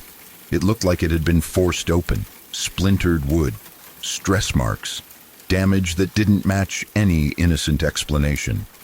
At that point, there was no more doubt. The story was real. My parents didn't stay long after that. They packed up what they could and left. They didn't get their deposit back. The landlord didn't care, but my parents didn't fight it. Losing that money felt insignificant compared to the idea of staying in a house where something that violent had happened. More than that, they were terrified of one specific possibility. What if the man ever got out again? He had already been declared safe once before. That decision had cost someone her life. My parents didn't want to be anywhere near that house if history repeated itself, so they walked away and never looked back. Years passed. Life moved on. Then, in 2016, I ended up living in the same town for college. It was strange being there, knowing my parents' history with the place, but I didn't think much about that house anymore. It felt like ancient history, something terrible but long over, until it wasn't. That year, news broke that the man who murdered his wife had simply walked out of the institution where he was being held in San Antonio, not transferred, not released under supervision. He walked out, just like that.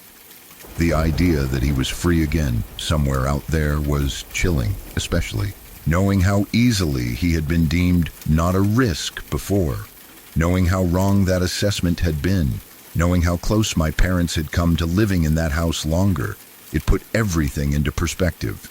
Mental health systems fail, paperwork fails, evaluations fail, and when they do, the consequences aren't abstract. They're real, they're violent, and they leave scars that last for decades. Even now, thinking about it makes my skin crawl. How close my parents came to staying in that house. How easily they could have dismissed the warning. How one co-worker's reaction likely kept them from something far worse. Sometimes the scariest stories aren't about ghosts or the supernatural. They're about people. And how easily danger can hide behind paperwork, friendly landlords, and the assumption that someone else has already made sure everything is safe.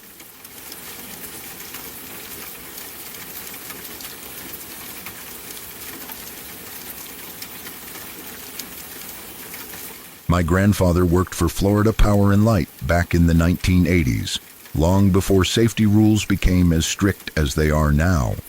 His job wasn't just about restoring electricity after storms or fixing damaged lines. Back then, the power company crews were often called to accident scenes as well. If a car had wrapped itself around a light pole, slid off the road, or ended up somewhere it absolutely didn't belong, his crew might be sent out to help remove it. They had the heavy trucks, the cables, and the experience to deal with situations most people didn't want to get close to. He talked about those years often, but usually in a calm, almost casual way. He had seen plenty of bad accidents. He had seen people hurt, sometimes killed, and he understood that death was part of the job when you worked around roads and heavy equipment. Most of those memories stayed where they belonged, filed away like old paperwork. But there was one call he responded to that never left him. No matter how much time passed, it followed him for the rest of his life. The call came in one day about an accident out on Payne's Prairie Preserve State Park. The area is vast and open, with long stretches of road cutting through wetlands and swamp. It's beautiful in its own way, but it can also feel isolated. Back then, it was even quieter than it is now. If something went wrong out there, help could take a while to arrive. A man had driven off the road and into the swamp. That much was clear from the report. It sounded like a straightforward recovery job. Cars left the road all the time, especially in areas like that. Maybe the driver had fallen asleep. Maybe he swerved to avoid an animal. Maybe it was just bad luck. None of that seemed unusual to my grandfather when he first heard the call. When his crew arrived, they could see the car partially submerged in the swampy water, surrounded by thick grass and mud. The front end was buried deep, and the back end was barely visible above the earth's surface. From a distance, it looked like a bad crash, but not necessarily a horrifying one. Accidents like that happened, and usually the cause of death, if there was one, was obvious. Drowning, blunt force trauma, something you could understand, even if it was tragic. They got to work the way they always did. They secured the area, positioned the truck, and hooked cables to the car. Everything felt routine. My grandfather later said that nothing about the scene prepared him for what they were about to see. There were no warning signs, no strange smells, no movement in the water that caught his attention. When they finally pulled the car free of the swamp, the truth revealed itself all at once. The man inside hadn't died from the crash. He was covered from head to toe in baby water moccasins. They were everywhere, wrapped around his arms, his legs, his torso. Some were still moving, others were crushed or tangled together. It was clear immediately what had happened. The man hadn't just driven into water. He had driven straight into a nest, a bed of snakes hidden beneath the surface of the swamp. Baby water moccasins are small, but they are venomous from birth. Unlike adults, they don't always control how much venom they release when they bite. That makes them especially dangerous. The man must have been alive after the crash, at least for a short time. Long enough for the snakes to react. Long enough for them to swarm him. My grandfather said the realization hit him like a physical blow. He had seen death before, but this was different. This wasn't fast. This wasn't clean. This was panic and pain and terror happening all at once, in a place where no one could hear you scream. The scene was chaos. Men who had worked accidents for years froze where they stood. Some stepped back immediately. Others couldn't look away. The snakes were still there, clinging to the body, tangled in the wreckage. It was like something out of a nightmare, something that didn't belong in the real world. They cleared the area as quickly as they could. The authorities were notified. Procedures were followed. But none of that erased what they had seen. You can't unsee something like that. You can't file it away neatly and move on. My grandfather didn't talk about it much at first. When he did mention it, his voice changed. He became quieter, more careful with his words. He never went into graphic detail, unless someone asked directly, and even then, he kept it simple. He didn't need to exaggerate. The truth was bad enough. As the years went on, the effects of that day became more obvious. He started having nightmares, not just once or twice, but regularly. He would wake up sweating, sometimes shouting. My grandmother said there were nights when he would sit straight up in bed, breathing hard, his eyes wide open like he was still there in the swamp. He dreamed of snakes constantly, not just seeing them, but feeling them, crawling over his skin, wrapping around his arms and legs. He would wake up brushing at himself, convinced for a few seconds that they were real. Even during the day, certain things could trigger him. Tall grass, murky water, the sound of something moving where he couldn't see it. He avoided places like Payne's Prairie after that. He had no interest in fishing, hiking, or doing anything that brought him close to swamps or wetlands. Florida is full of places like that, but he learned how to steer clear of them. He didn't talk about it as fear. He talked about it as respect. But everyone who knew him could tell it was more than that. What haunted him most wasn't just the snakes. It was the thought of the man's final moments, the idea of surviving the crash, only to realize where you are. The sudden movement in the water, the pain, the confusion, the helplessness. My grandfather would sometimes say that dying in an accident is one thing, but dying like that is something else entirely. He carried that image with him into old age. Even when his memory started to fade in other areas, that story remained clear. He could still describe the swamp, the car, the moment they pulled it free. Some memories burn themselves so deeply into a person that time can't touch them. Looking back now, I understand why that incident stayed with him. It wasn't just about death. It was about how unpredictable and cruel the world can be. One wrong turn on a quiet road, one hidden danger beneath the surface, and suddenly everything changes. That accident taught him that there are things out there you can't see, can't plan for, and can't escape once you're in them. It taught him that nature doesn't care about intentions or mistakes. It just reacts. My grandfather lived a long life, but those nightmares never fully went away. Even in his final years, he would sometimes wake up afraid, his hands shaking, his breath short. My grandmother learned to calm him without asking questions. She knew exactly what he was seeing. To most people, it's just a story, a strange, horrifying thing that happened decades ago. But to him, it was real and it was permanent. It followed him home from that swamp and never truly left. That's the part people don't always understand about jobs like his. You don't just fix poles and clear wrecks. Sometimes you carry the weight of what you find there for the rest of your life.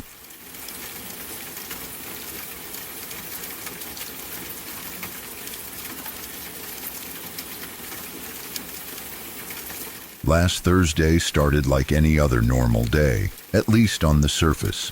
Life moved on the way it always does, with people going to work, running errands, and handling their routines without thinking much about it.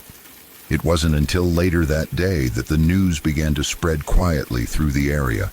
A family had been reported missing. There weren't many details at first, just a few vague pieces of information passed from one person to another.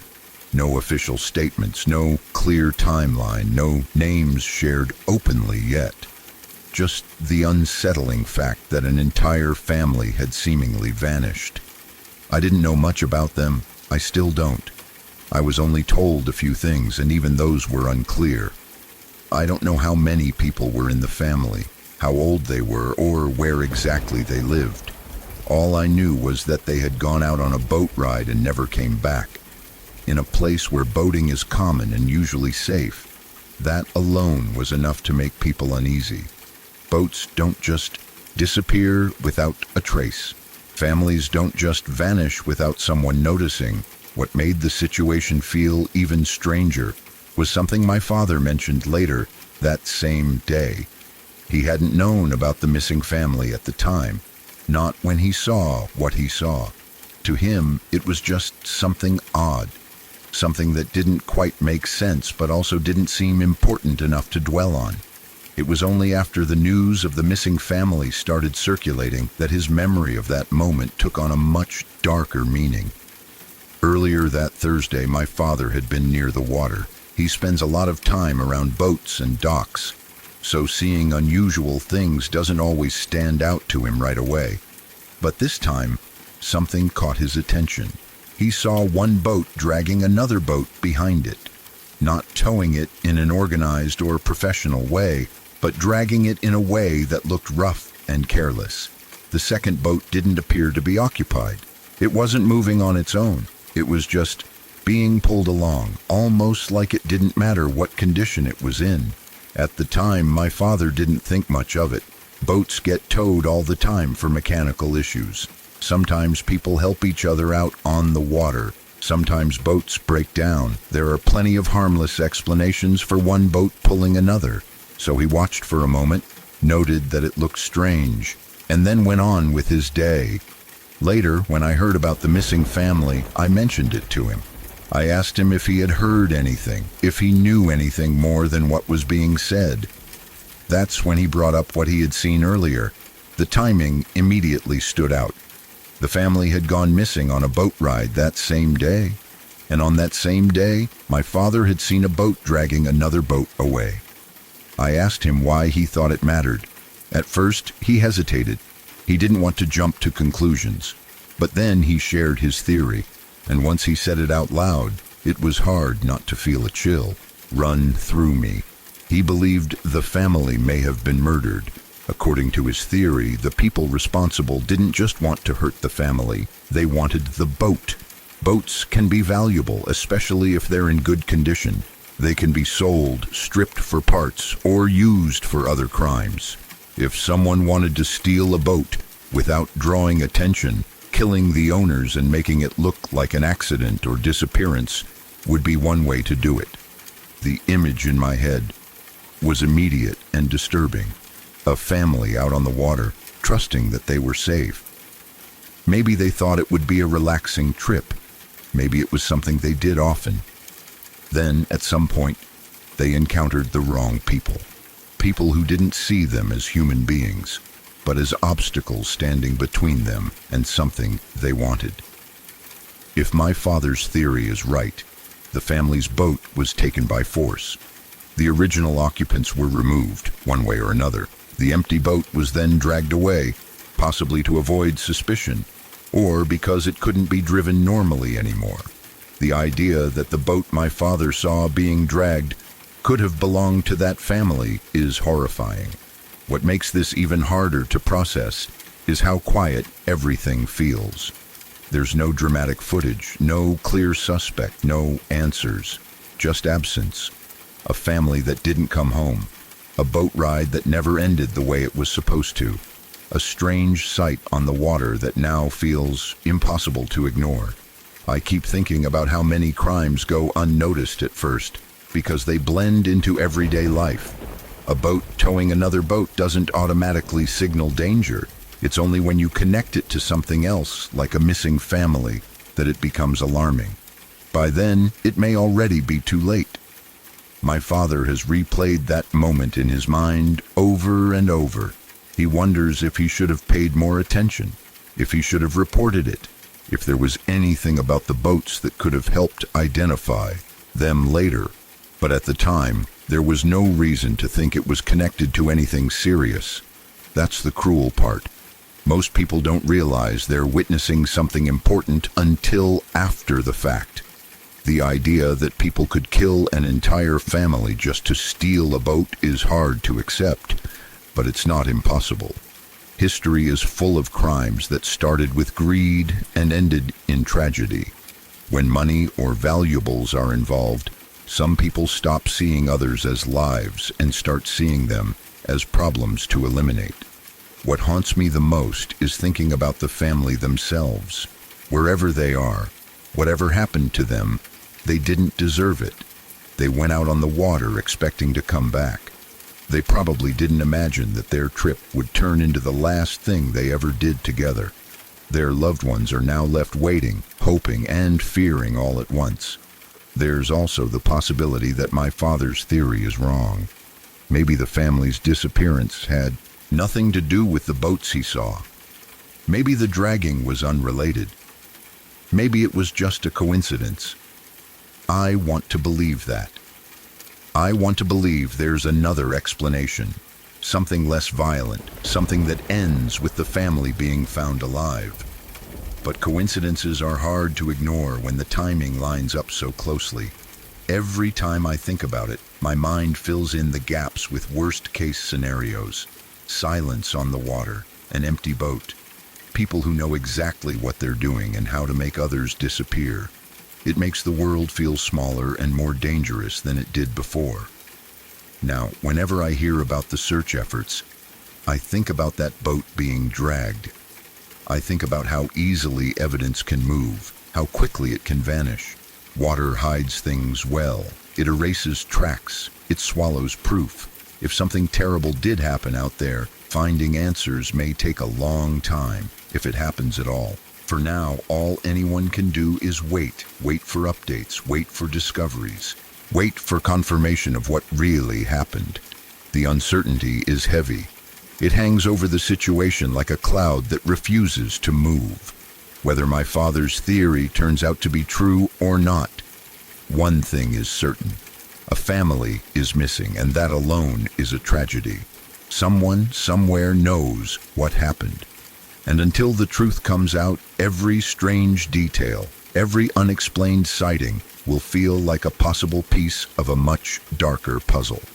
Last Thursday will not be easily forgotten, not because of something dramatic that happened in plain sight, but because of what might have happened quietly, out on the water, where no one was watching closely enough. Sorry to interrupt.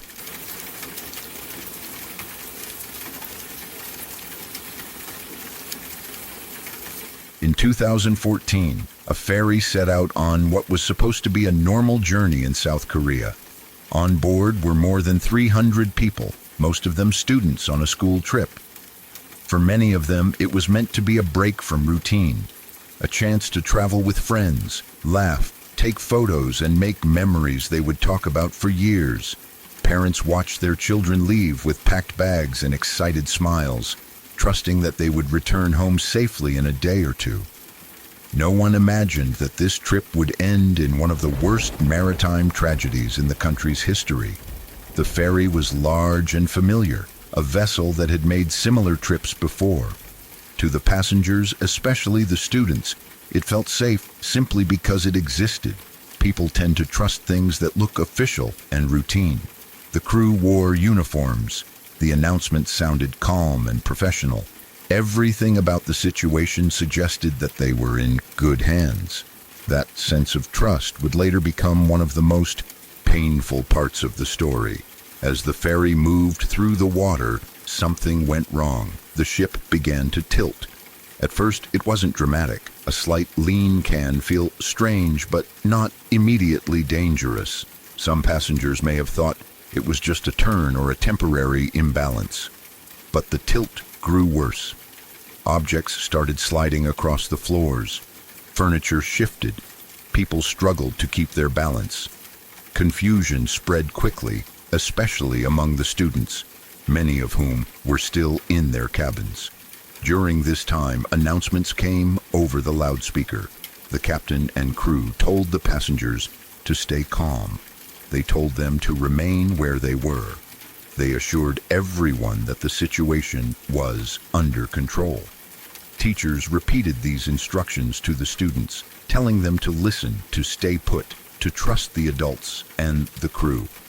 In moments of fear, people often cling to authority. When someone in charge tells you to wait, you wait. When they tell you everything will be okay, you want to believe them. While the passengers were being told to stay inside, the situation outside was very different. The ferry continued to tip. Water began entering the ship. Time was slipping away.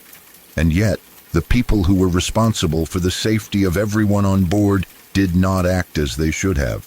Instead of organizing an evacuation, instead of guiding passengers to safety, the captain and several crew members focused on saving themselves. One by one, members of the crew made their way off the ferry. They escaped to safety while hundreds of passengers remained trapped inside. Many of those passengers were teenagers who had been taught their entire lives to listen to adults, to follow rules, and to trust authority figures. They stayed in their cabins because they were told to. They waited because they believed help was coming. When the Coast Guard finally arrived, the scene was chaotic and unclear. There was no strong leadership. No clear rescue operation began right away. People on nearby boats and on the shore watched as the ferry slowly sank. The ship leaned further and further until large parts of it disappeared beneath the water. Inside, people were still alive, still waiting, still hoping someone would come for them. Phones became lifelines. Passengers called their parents, sending messages, making final phone calls. Many of these conversations were filled with fear, confusion, and desperate hope. Parents on land tried to stay calm for their children, telling them to listen to instructions, to stay safe, to wait for rescue. None of them fully understood how bad the situation truly was. One of those parents was unsettling, the mother of a student named Miji. Like many others, she received a call from her child during the disaster. In that moment, she did what countless parents would do. She told her daughter to follow the teacher's guidance. She believed that the adults in charge knew what they were doing. She believed that staying calm and listening would keep her child safe. Later, unsettling would speak about that phone call with deep regret. Her words carry the weight of a decision made without full knowledge, a decision that no parent should ever have to live with. She said that she should have told her daughter to escape quickly. She should have told her to get out, to run, to ignore instructions if necessary. But she didn't know the true situation. From where she stood, far away and relying on limited information, she believed her advice was the safest thing to give. That regret is something no time can erase. It represents the cruel reality of disasters like this one, where ordinary people are forced to make life or death decisions without understanding the full picture. Parents trusted teachers, teachers trusted the crew, passengers trusted the captain, and that chain of trust failed in the most devastating way possible. As the ferry sank, the chances of survival grew smaller. The inside of the ship became dark and disorienting. Water rushed in. Hallways that once echoed with laughter and conversation turned into deadly traps. Many passengers never made it out of their cabins. They were trapped by rising water, by locked doors, by the simple fact that they had waited too long because they were told to wait. By the time the ferry fully sank, 304 people had lost their lives. Most of them were students. young people with futures that would never happen, lives that ended not because of a sudden, unavoidable accident, but because of human failure, poor decisions, and a lack of responsibility at the highest levels. The aftermath of the disaster shook the entire country. Anger spread quickly as details emerged. People wanted to know how something like this could happen. How could a captain abandon his ship while passengers remained on board? How could rescue efforts be so slow and disorganized? How could so many warnings and chances to act be ignored? Investigations followed. The captain and 14 other crew members were eventually convicted on charges related to the sinking. Their actions, or lack of action, were examined in court and in the public eye. For many families, these convictions brought little comfort. No sentence could bring back their children.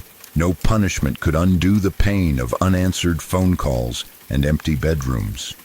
For the families of the victims, life was permanently divided into before and after. Before the ferry, there was normal life, school schedules, family dinners, and future plans. After the ferry, there was grief, anger, and a constant sense of loss. Parents attended memorials instead of graduations. They held photos instead of their children. They asked questions that would never have satisfying answers. The story of Yu Unsil and her daughter became one of the most heartbreaking examples of the tragedy. Her regret is shared by many parents who gave similar advice that day. They trusted the system. They trusted the people in charge. They trusted that doing the right thing would protect their children. Instead, that trust became a source of lifelong pain. What makes this tragedy especially difficult to accept is that it was not caused by a single, unavoidable event. It was a series of failures. Failures in safety regulations, failures in leadership, failures in emergency response, and perhaps most painfully, failures in moral responsibility. The people who were supposed to protect the passengers chose to protect themselves instead. In the years since the sinking, documentaries have been made to tell the story, to preserve the memories of those who were lost, and to remind the world of what happened. These documentaries are difficult to watch. They show footage of the ferry tilting, of families waiting on shore, of parents receiving the worst news imaginable. They include interviews with survivors, rescuers, and grieving families. They force viewers to confront uncomfortable truths about authority, responsibility, and trust. For many people, watching these documentaries brings a deep sense of sadness and anger. It raises questions about how society treats safety, how institutions respond to emergencies, and how easily people can be failed by systems they are taught to rely on. It also highlights the quiet heroism of those who tried to help, even when the official response fell short.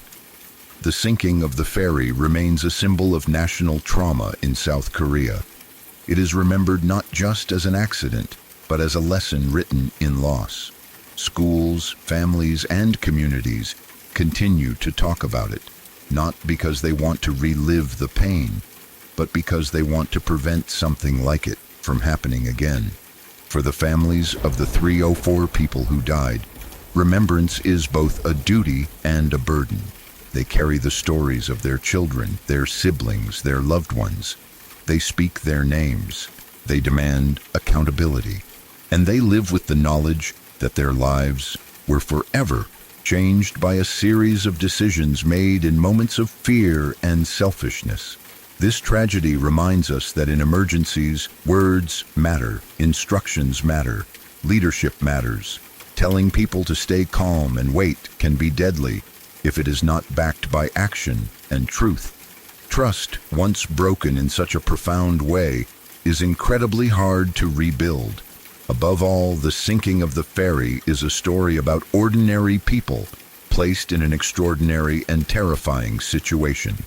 It is about students who did what they were told, parents who gave advice based on trust, and a system that failed them when they needed it most. The loss of 304 lives is not just a statistic. It is 304 unfinished stories, 304 empty seats, and 304 reminders of what happens when responsibility is abandoned. The memory of that day continues to live on, not only in documentaries and court records, but in the hearts of those who remember, who mourn, and who refuse to let the lessons of that tragedy be forgotten.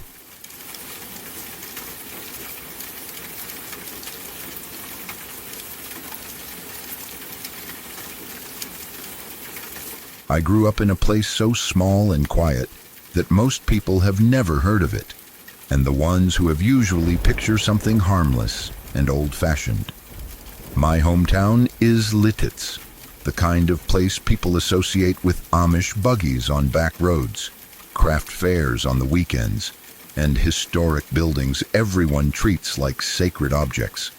It's the kind of town where real crime feels almost impossible, where the biggest scandal people talk about for years is someone spray painting a statue or knocking over a mailbox. Nothing truly bad is supposed to happen there. That's why what happened still feels unreal to me, even now. At the time, I was a teenager, living with my family just a street or two away from where everything unfolded. Life followed a predictable rhythm. You recognized almost every face at the grocery store. News traveled fast, but it was usually boring news. Who got engaged? Who moved away? Who was mad about a zoning change? Violence was something that happened in cities far away from places like ours.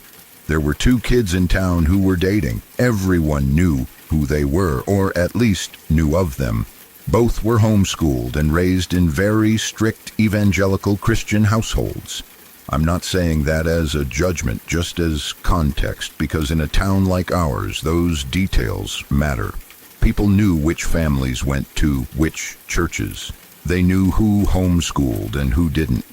It all fed into how people talked, how they whispered, how they formed opinions. The boy was 18, the girl was 14.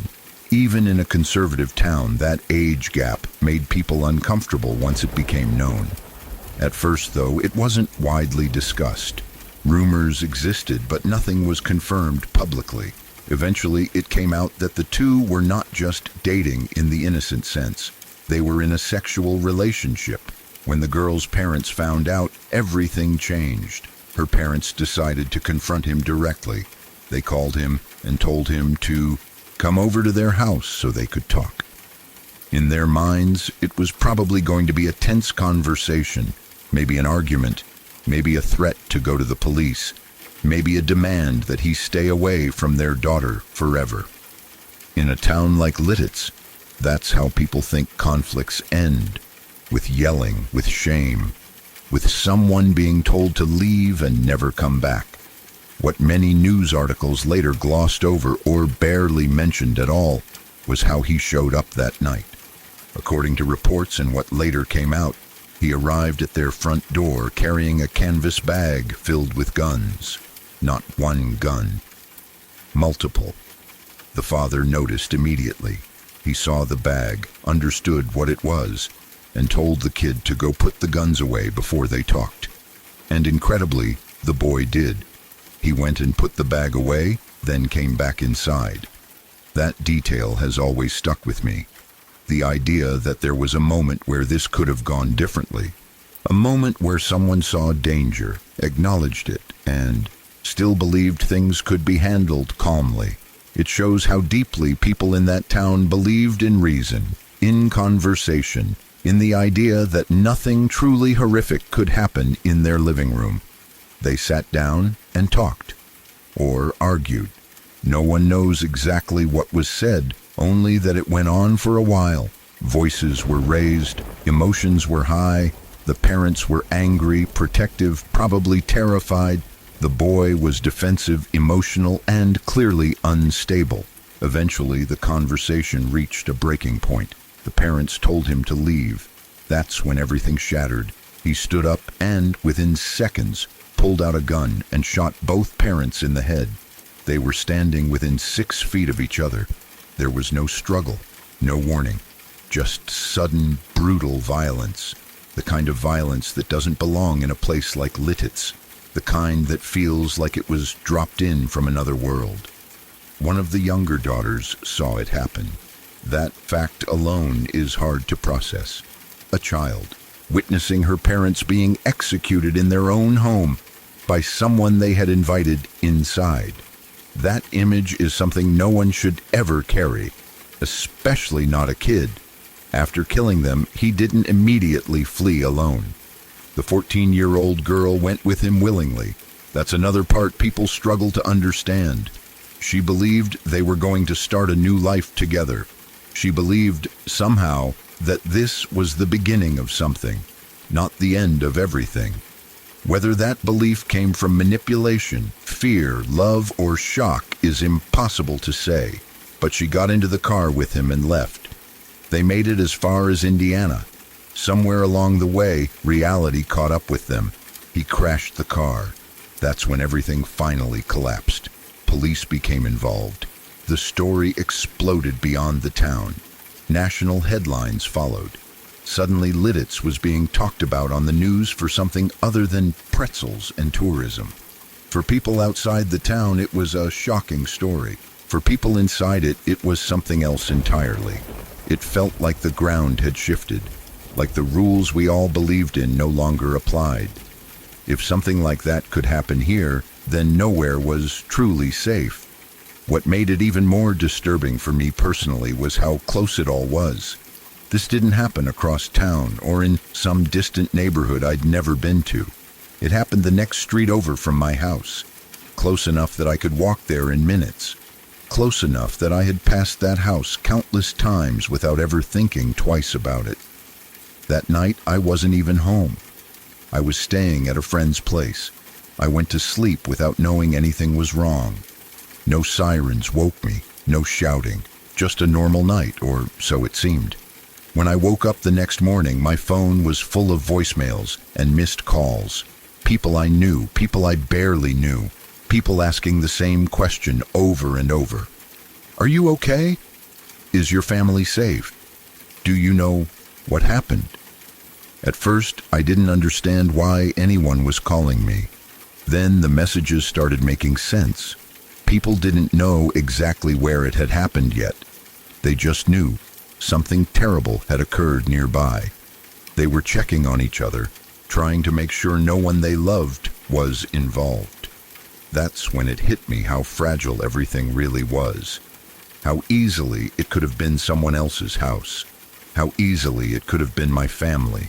One wrong address, one different decision, and my life would have been split into before and after, just like theirs. In the days that followed, the town felt different, quieter, heavier. People spoke in hushed voices at stores. Church services were packed, not with joy, but with fear and grief. Parents held their kids a little tighter. Everyone locked their doors more carefully, even though they'd never really felt the need to before. There was also a strange sense of disbelief. People kept saying things like, "This doesn't happen here," as if repeating it might undo what had already happened. But it had happened, and it wasn't going away. What scared me most wasn't just the violence. It was how normal everything looked on the outside. A quiet street, a family home, a conversation that started the way so many confrontations start. There were no obvious warning signs to the outside world. No dramatic buildup, just a series of choices that ended in irreversible loss. Even now, when I think back on it, I remember how vulnerable I felt afterward. Walking around town no longer felt the same. Familiar places felt slightly wrong, like sets from a play where something terrible had happened backstage. Every time I passed that street, I thought about how close I had been without knowing it. That night taught me something I never wanted to learn. Evil doesn't always arrive loudly. Sometimes it walks up to the door carrying a bag and waits politely to be invited inside. Sometimes it looks like a kid you've seen around town. Sometimes it hides behind the assumption that people like us don't do things like that. Littitz went back to being Littitz eventually. Tourists returned. Craft fairs continued. Life moved on, at least on the surface. But for those of us who lived there at the time, there's a quiet line running through our memories, a reminder that even the safest seeming places can be shattered in an instant. And every time I think about waking up to those voicemails, about people asking if my family was okay, I realize how close we all were to being part of that story in a much worse way. That's what still unsettles me the most. Not just what happened, but how easily it could have happened to anyone else.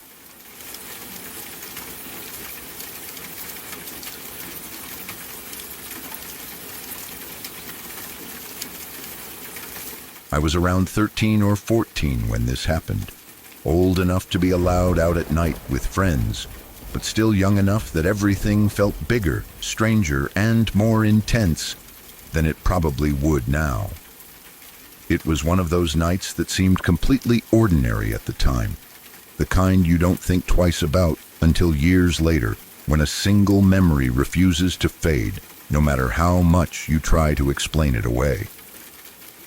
A few friends and I were having a sleepover. Nothing special, just hanging out, talking, playing games, doing the usual stuff kids do when they're trying to stay awake as long as possible. At some point, we realized we were hungry and decided we wanted snacks. It was probably around 10 at night, maybe a little later. I remember it being either fall or winter because it was already completely dark outside. The kind of dark where streetlights feel farther apart and shadows seem deeper. There were 3 of us originally. One of my friends was disabled and really uncomfortable being out at night, especially walking around in the dark. He didn't want to come with us, and we didn't push him. We figured it would be quick anyway, so it ended up just being me and one other friend heading out on foot to the dollar store nearby. The walk itself wasn't anything unusual. We lived in a pretty quiet area, mostly neighborhoods filled with older people. By that time of night, almost every house was dark. No cars passing, no people outside, just streetlights, sidewalks, and silence. The kind of silence that makes your footsteps sound louder than they really are. About halfway to the store, we reached this long stretch of road. It wasn't a main road, just a straight residential one that felt longer than the others for some reason. At the very end of it, in front of one of the houses, there was something that immediately caught my attention. At first, my brain didn't know what to do with it. It was big, way too big to ignore. I remember stopping, without even realizing I had stopped. It looked humanoid, but not in a normal way. The proportions were wrong. The arms and legs were long, unnaturally long, like they didn't quite belong to the body they were attached to. The head was huge and round, far too big compared to the rest of it. The color was this pale, sickly white that stood out against the darkness around it. What really messed with my sense of scale was how tall it was. It was crouched down, but even like that, it looked almost as tall as the house behind it. Not a small house either, a normal 2-story suburban home. My brain kept trying to tell me it had to be something else, a decoration, a vehicle, some weird art installation, anything that made sense. But nothing really fit. I stood there staring at it, trying to process what I was seeing. I probably would have convinced myself it was nothing if I hadn't said anything, but I did. I asked my friend if she could see it too. She stopped and looked. The moment she focused on it, something changed. It looked like the thing lifted its head, not fast, not dramatically, just enough movement to be unmistakable, enough to confirm that whatever it wasn't just an object sitting there. That was when the fear hit. I felt it in my chest first. That sudden tight feeling when your body realizes something is wrong before your mind fully catches up. My friend grabbed my arm immediately. She was scared, visibly shaken, and she didn't want to stand there any longer. She kept tugging on me, whispering that we needed to keep moving, that we needed to leave. Part of me, for reasons I still don't fully understand, wanted to go closer, curiosity mixed with disbelief. I wanted answers. I wanted to know what it was. I wanted to prove to myself that there was a logical explanation, but she was genuinely freaked out, and that mattered more. So we kept walking. We didn't look back. The rest of the walk to the store felt tense. We didn't talk much. Every sound made me jump. Every shadow felt like it was watching us. When we finally reached the dollar store, we realized we were too late. The lights were off. The doors were locked. We had wasted too much time standing there on that road, so we turned around and started walking back. That's when the unease really set in. I couldn't stop thinking about what we had seen. It replayed in my mind over and over. The shape, the size, the way it moved its head. I kept telling myself that when we passed by again, I'd get a better look, that I'd figure it out, that it would turn out to be something normal and I'd feel stupid for ever being scared. As we got closer to that long road again, I made up my mind. I told myself that if my friend didn't want to stop, I would. With or without her, I was going to look. But when we reached the spot, there was nothing there. The house looked normal. The yard was empty. No massive white shape, no crouched figure, nothing. That was somehow worse. If it had still been there, I might have convinced myself it was a statue or some elaborate prank. But it being gone meant it had either moved or had never been there at all. And neither of those options felt comforting. We didn't slow down this time. We ran. We ran the rest of the way home without stopping, our footsteps pounding against the pavement, breath coming out in sharp bursts. I don't remember saying much during that run. Fear doesn't always come with words. Sometimes it's just motion, just the need to get somewhere safe as fast as possible. When we finally got back to the house, we slammed the door behind us and locked it. Only then did we start talking over each other, trying to make sense of what we had seen. Our other friend, the one who stayed behind, listened wide-eyed as we explained it. He was glad he hadn't come with us.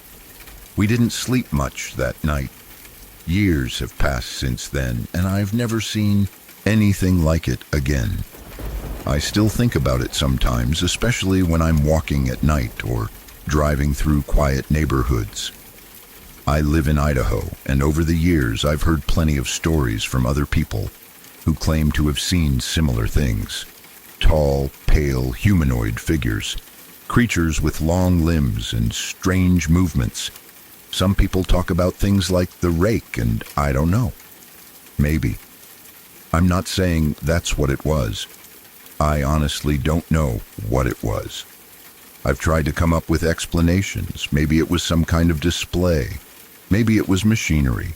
Maybe it was just my imagination filling in gaps because it was dark and I was young, but none of those explanations fully work. Heavy machinery doesn't just disappear without a trace. Displays don't usually move their heads. And my imagination didn't invent something my friend also saw. What sticks with me the most isn't the fear, but the uncertainty, the lack of closure, the fact that I never got answers, and probably never will.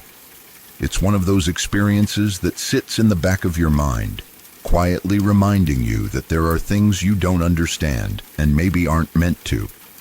I don't lose sleep over it. It doesn't haunt me. But every once in a while, when someone brings up strange sightings or unexplained encounters, I think back to that long road, that silent neighborhood, and that massive pale shape crouched in front of a house. It might have been nothing, or it might not have been. Either way, it makes for one hell of a story. Have any of you ever seen something you just couldn't explain? Like not a ghost story, but something physically there that made zero sense? I'm starting to think these things are way more common than we admit. Share yours if you've got one.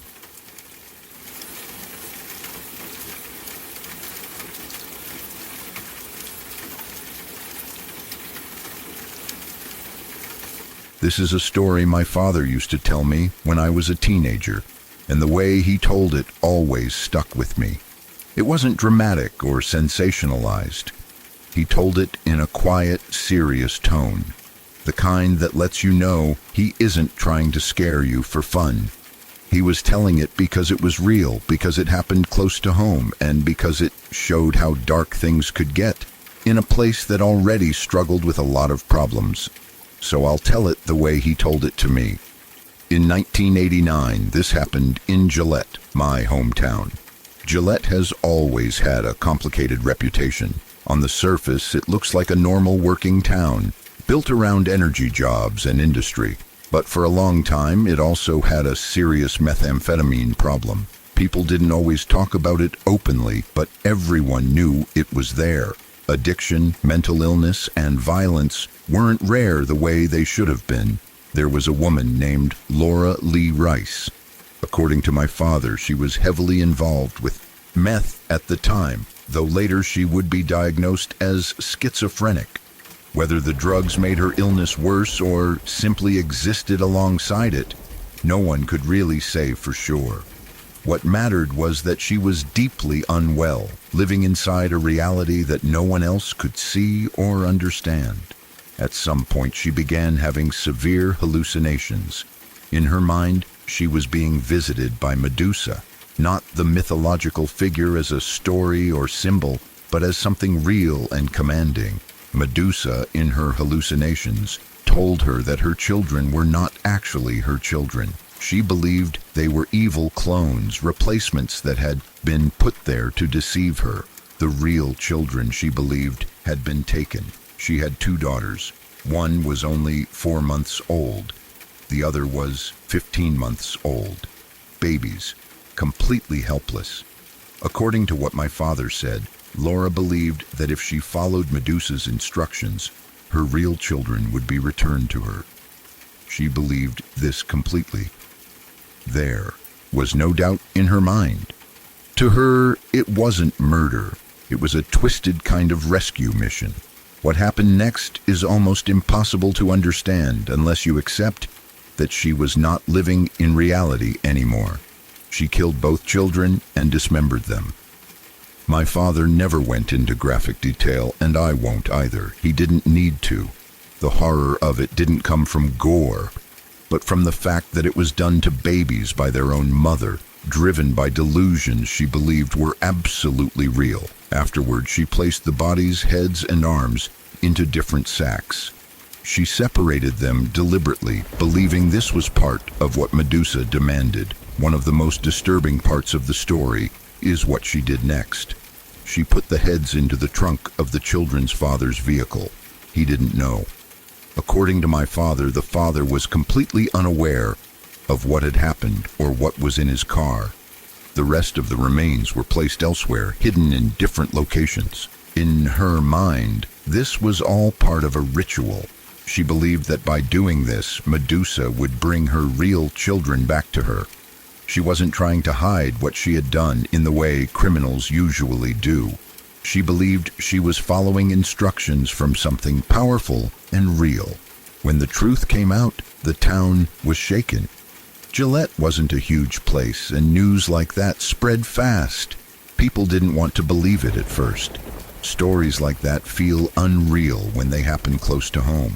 They feel like something that belongs in headlines from far away, not in a place where you recognize faces at the grocery store.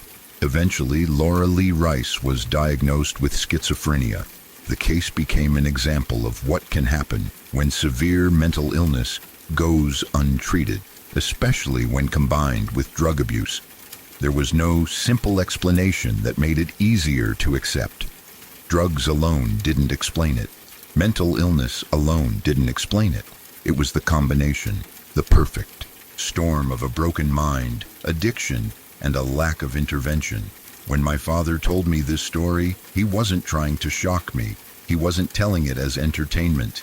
He told it as a warning, in a way, about how fragile the human mind can be, about how dangerous untreated mental illness is, about how drugs like meth don't just destroy the person using them, but can destroy everyone around them. What stayed with me most wasn't the violence itself. It was the sadness of it. The idea that someone could be so disconnected from reality that they believed they were saving their children by killing them, that a mother could be convinced that her own babies were evil copies, that her mind could twist love into something unrecognizable and catastrophic. It also changed the way I thought about my hometown. Growing up, you tend to think of your town as safe simply because it's familiar. Hearing that story made me realize that darkness doesn't care about population size or geography. It can exist anywhere, quietly, behind closed doors, until one day it erupts in a way no one can ignore. Even now, years later, I think about how my father told it. Calmly, seriously, like a man who had seen enough to know that real horror isn't supernatural. It doesn't come from monsters or myths, even if someone believes it does. It comes from the human mind breaking in the worst possible way. It's not a story I tell lightly. It's not one I enjoy remembering. But it's one that stays with you because it's real, and because it shows how terrifying reality can be when someone loses their grip on it completely. If tonight's story stayed with you, leave a like. Subscribe if you're drawn to the quiet kind of horror, the kind that doesn't need to shout. Some things don't chase you, they just wait. This is LURK. I'll see you next time.